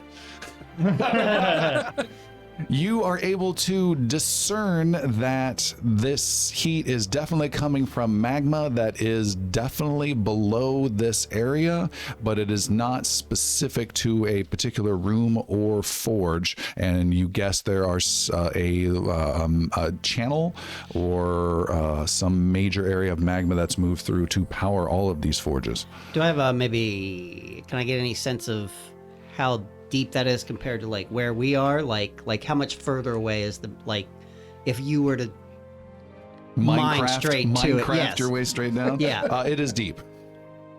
Okay. As though they built these forges over this region intentionally long ago. Okay. Gotcha. We're shit out of luck, aren't we? Yeah, it doesn't. I don't think we can do much good. Man, we need Xander and his fucking turn into a dragon. Start this forge up and easy peasy. With some rest, I could likely speed the process up, but I was not prepared. Approximately Yeah. 15 hours of rest. That would probably do it. Or 8 hours, and I can do a volcanic eruption and just get this shit done. But You guys return back to the group then? yeah, All I think right. so. Defeated. Yep. You guys can hear some clanking. Well, hold on. Wait. Could we go to each forge individually? You have not been able to find another forge Okay. through these secret panels. All right. Yeah, I got them. When we go back, I talked to Nabek. We could feel the heat of the magma underneath, but we could not get into any of the other forges to see if they were lit. Is there something you can tell us about the secret doors that would help us identify them, so we could check the other forges? I could try to find my way around there. I've counted carefully to get to here. It would take me a while, but I might be able to drop there, come around there. I might be able to get you to the 5th forge. I don't think we can afford to take Nabek away from what he's doing. Yeah, can anybody replace what are you doing here? Can any of us temporarily replace you so you can go check as another long as they're forge? master blacksmiths like me. Have any of those? I'm a master crafter. I'm sorry. I don't. I'm just a master. I don't mean to yell at you. Any pat you gently on the arm. I don't mean to yell. I know, like, we can't do everything you love can you do, so but much. like, if it takes you an hour to go to go look at the other forge, could I sit here and replicate what you're doing? You want to what? Replicate what you're doing. No. Okay. but I don't mind sitting down at some point and teaching you my ways. Okay, go back to what you're doing. He starts petting you again. No, before that. Oh, Anything else you guys are doing? Otherwise, that he's going to continue on. I got another. Yeah. He continues on. You hear maybe 20 minutes later another big chunk, and you feel the room getting a little hotter. If nothing's going to happen, we will continue forward with time. Guess we should take a rest while he does this. Fantastic, I can look at the wounds. Yeah. Yeah, you were gonna offer some healing. Yaru's gonna, if I'm allowed to, I'm gonna stay and rest, but I'm gonna keep communication with Xander while we're doing it. Okay, That does not sound restful. Yeah, right. I'm just making sure he's going the right way and Make it small seeing, talk. catch up on his, null battles and stuff. Yeah, you catch him in the middle of a battle at that moment. Oh, what are you doing? No hunting. So many robed cats have to die! Bolly, what you got? Burn a temple down. What you got for the healing, Bolly? I have all kinds of healing. What kind of rest are you guys going to take? We're just doing a long rest? Ideally, do a long rest. Then all healing is done. Because we're waiting for this dude to get done. All right, all healing is done. Everything is refreshed. except hero points. You lose 1 wounded level. You lose 1 drain level if you have any of those. wee. You get back all your daily preparations and all that good stuff. For some reason, whenever I think of daily preparations, I always go to the most complicated one of them all at the time, and that was Jix. Which potions and which formulas is he going to have ready? That always just comes to my mind for daily prep. All right. He continues to work things. Steam is building. You are awakened ever so slightly as you rest there by pounding on the door that gets a little bit louder and a little bit louder, then fades. And then more blasts and jets of steam kind of wake you up, and you try and get your rest again, and that aggravates the zombies outside, and they pound and pound away. But you seem relatively safe. You get your rest. By hour 10, he says, hold on, here we go. And he pulls a lever, and there's a sliding section of stone that goes back, and orange, red magma comes pouring out of a section of the ceiling into a huge pot cistern, a magma kettle, if you will, and just fills it up, and stuff is bubbling over. And stand back! And it's just he's getting excited. You see a fire and light to his eyes you haven't seen before, and then he pulls another one, and the whole thing starts to roll over and starts to heat up this forge, and this magma starts to pour in, and he starts getting some hammers and says, I need someone there on the bellows. And you guys are pitching in and helping out. Xander, you are wrapping up a dinner with several knights at Castle Lethano, the Order of the Vigilant. Oh, nice. You have made a connection with them. They have accosted you and brought you in, and then once you've identified yourself, you find the leader of this group, Knight Commander Teoric Valmain, is hosting you and says, yes, we had your allies here not too long ago. Just a few days ahead of you. We just sent word back that they took out a magical obelisk and then headed north. They took out an obelisk, like they destroyed it, or they brought it out? What happened? My men reported that there were skeletal undead at this obelisk, and your friends wiped out the dead. And we are grateful. Was there any markings on the obelisk? Yes. Was it a star with a sword through it? Yeah, it was. Huh.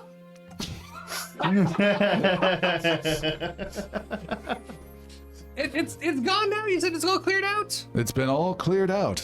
Great. We have wizards from Canterbury that are investigating the place now and doing some sort of wizardry research. They didn't tell me about that. Is that nearby? It's about a day and a half to the southeast. Would you like to? I can have one of my knights. No, Oh, all it's right. good. It's fine. We'll put on the list. Things to talk about. Very long list. Back in the 7th Forge, there is hammering and hammering by what seemed always frail old arms of a dwarf, but there is a strength to them that's a vigor that has been rekindled. Not only the forge, but the old dwarf himself, Nabek, hammering and hammering away at this mithril piece. It is similar to a what would I say? Almost like a T shape, but the top part of the T is curved in slightly, almost hooked, almost like a fish hook, but flipped over. And it's made of the most glorious shiny metal you have ever seen. You're sure is worth a fortune, Palik, if you could walk away with it. Oh, well, yeah, she's definitely going to look and see if there's any leftover material. Little bits? There are little bits that she's going to sneak those. Write down little bits of mithril, if you'd be so kind. And I was going to make a comment about, oh yeah, and he's hammering away, and this shape is, it's a little bit heavy, and it is about yay tall. What is that, like 4 feet tall in height? And he says, I heard they made many of these for key parts in the Great Storm Channel. And he hammers and hammers away. And we should almost have it done. And he continues to hammer away, getting all sweaty. There is tremendous now banging of some heavy fists at the door that you haven't heard before. And he continues to hammer. Whatever you're gonna do it fast. Continues to hammer away. I'm sure we're going to have to go through there to get to where we're going. He hammers and hammers away and says, more water, and hammers, and the glow is in his eyes, and the sweat and the fire in his eyes. And finally, after so much work, and while you were all rested, he's definitely tired. And he says, there, it is done. A mithril pin for the ages. And you see this glorious looking structure that helps with major constructions that sits before you. Not a glorious weapon, not a piece of armor, but something that is designed for this Great Storm Channel project that's been going on for years and years and years. This is the final piece. It has been crafted and it is here. I can't carry it. I can carry it. Well done. We need 2. What about a baker's dozen? One for now, one for the road. I just needed a piston. Nabek, do you know where this needs to go, right? He says, yes. The timing was great. You dropped the pin! No! It was the things banging on the door. Gingerly took the pin, and it's wrapped up in her bag. It's All 4 feet of it. 4 feet of it. Bag of holding. Oh, bag of holding. All right. How does that? She's got a second sword. Yeah, how does that? All right, you somehow wiggle that in there. It's the loaf of bread thing. You just put it on the top and shimmy it down. If you flip it over, God knows what Yeah. comes out of that. That'd be terrible. He says, yeah, it needs to go up the final section of the storm channel at the water gate. That's the last piece that I heard that they needed to connect. And can you take us there? I can, but it'll take hours of carefully backtracking where we came and then beyond up Well, to. that's yo. Where are Is there you a going? faster way? Is there a faster way? Yeah, we could walk through the normal halls, but it's out that door and through miles and miles of zombies and skeletons. Yeah, we're gonna backtrack. We're gonna go the long way. All right. And how do you think you will tell this tale, Palik, to the other dwarves of what I have done? Oh, I will talk about the glorious Master Smith Nabek Orcutter and how he saved the day, how he wiped out all the undead from Storm Hall. He saved the day. Grinning like crazy. He's just, Yeah. you are just a jewel, and comes over and attempts to kiss you. This sword that's gonna get drawn? Okay. No, it's not done yet. Let's not get ahead of ourselves. You gotta stay back. I like you. Yeah. I see that. He has no filter. I like you. That's not the only sword drawn. I'm uncomfortable down below. I'm Okay, let's- forging another pin. It's almost ready. Let's get out of I've got here. some Let's lead the way. I'll be right behind you. And he leads the way and is still beaming with pride. The rest of the group follows him as you make your way up north.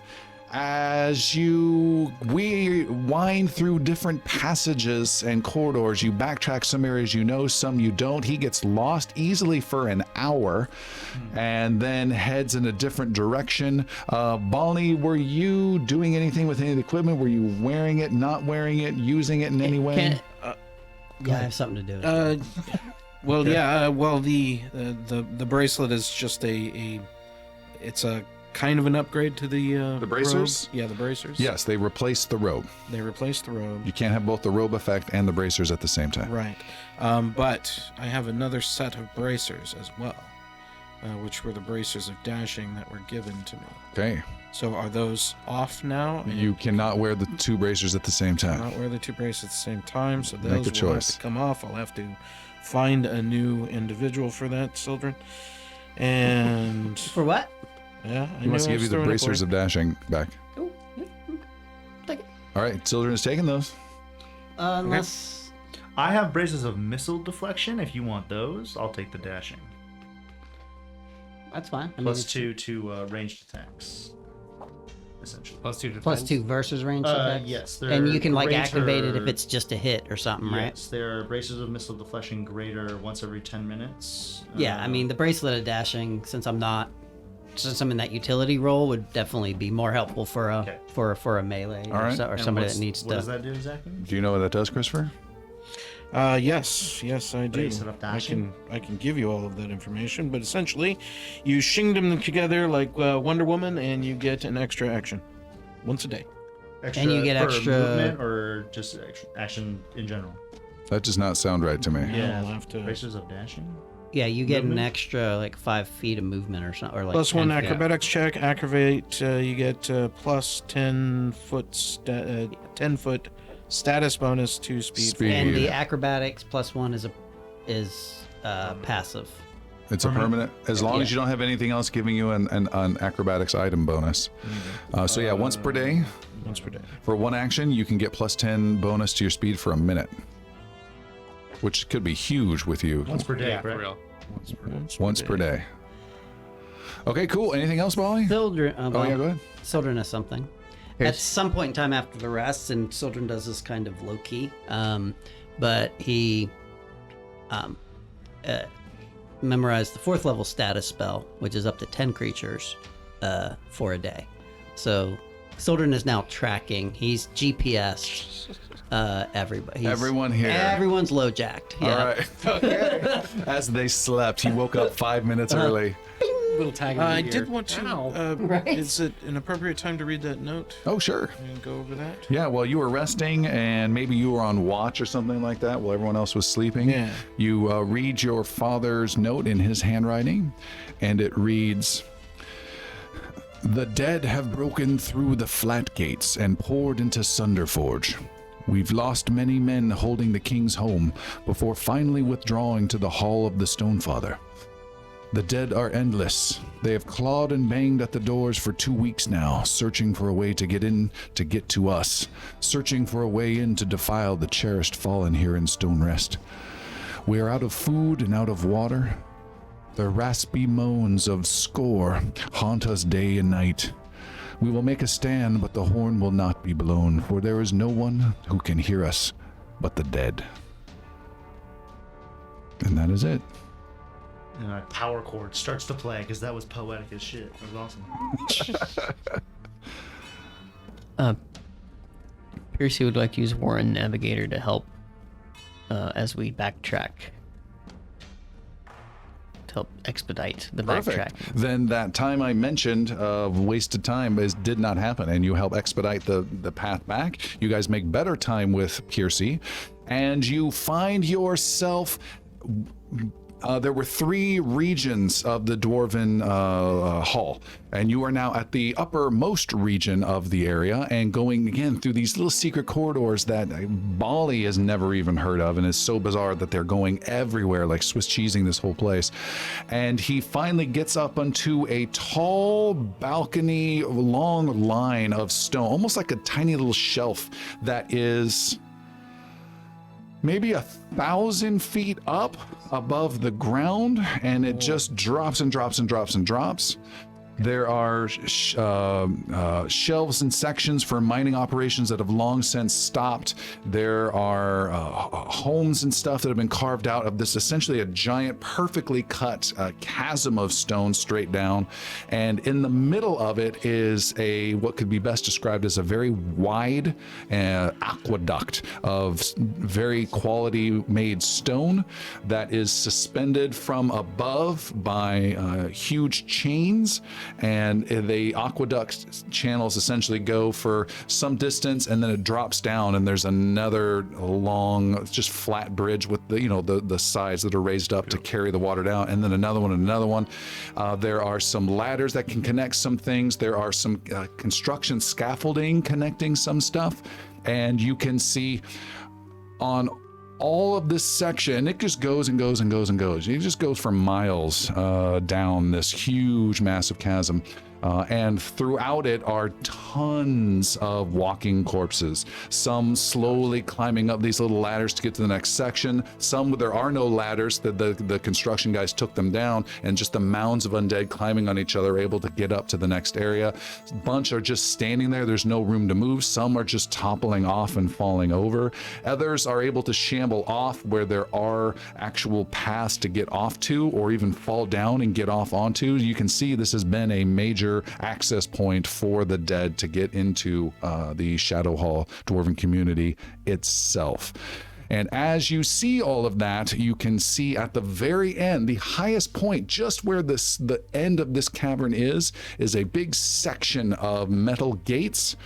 And there is that's the highest point of this storm channel aqueduct.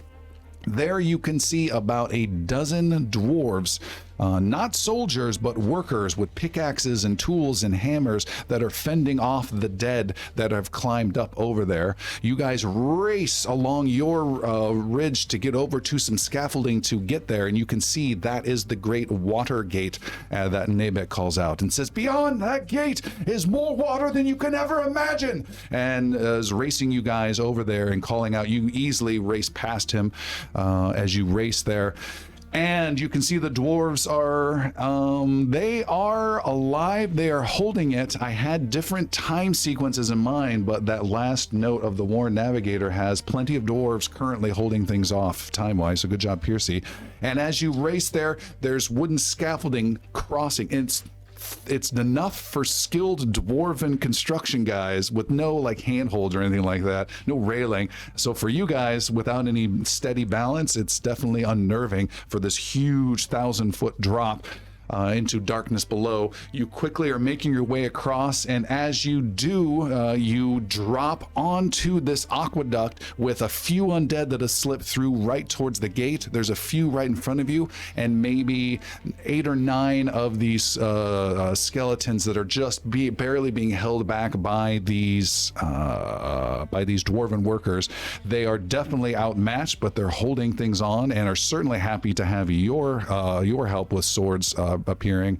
And you also see Sildren in particular behind the front line of these skeletons. You see your friend, the Lich from earlier. is there commanding them. Of course we do.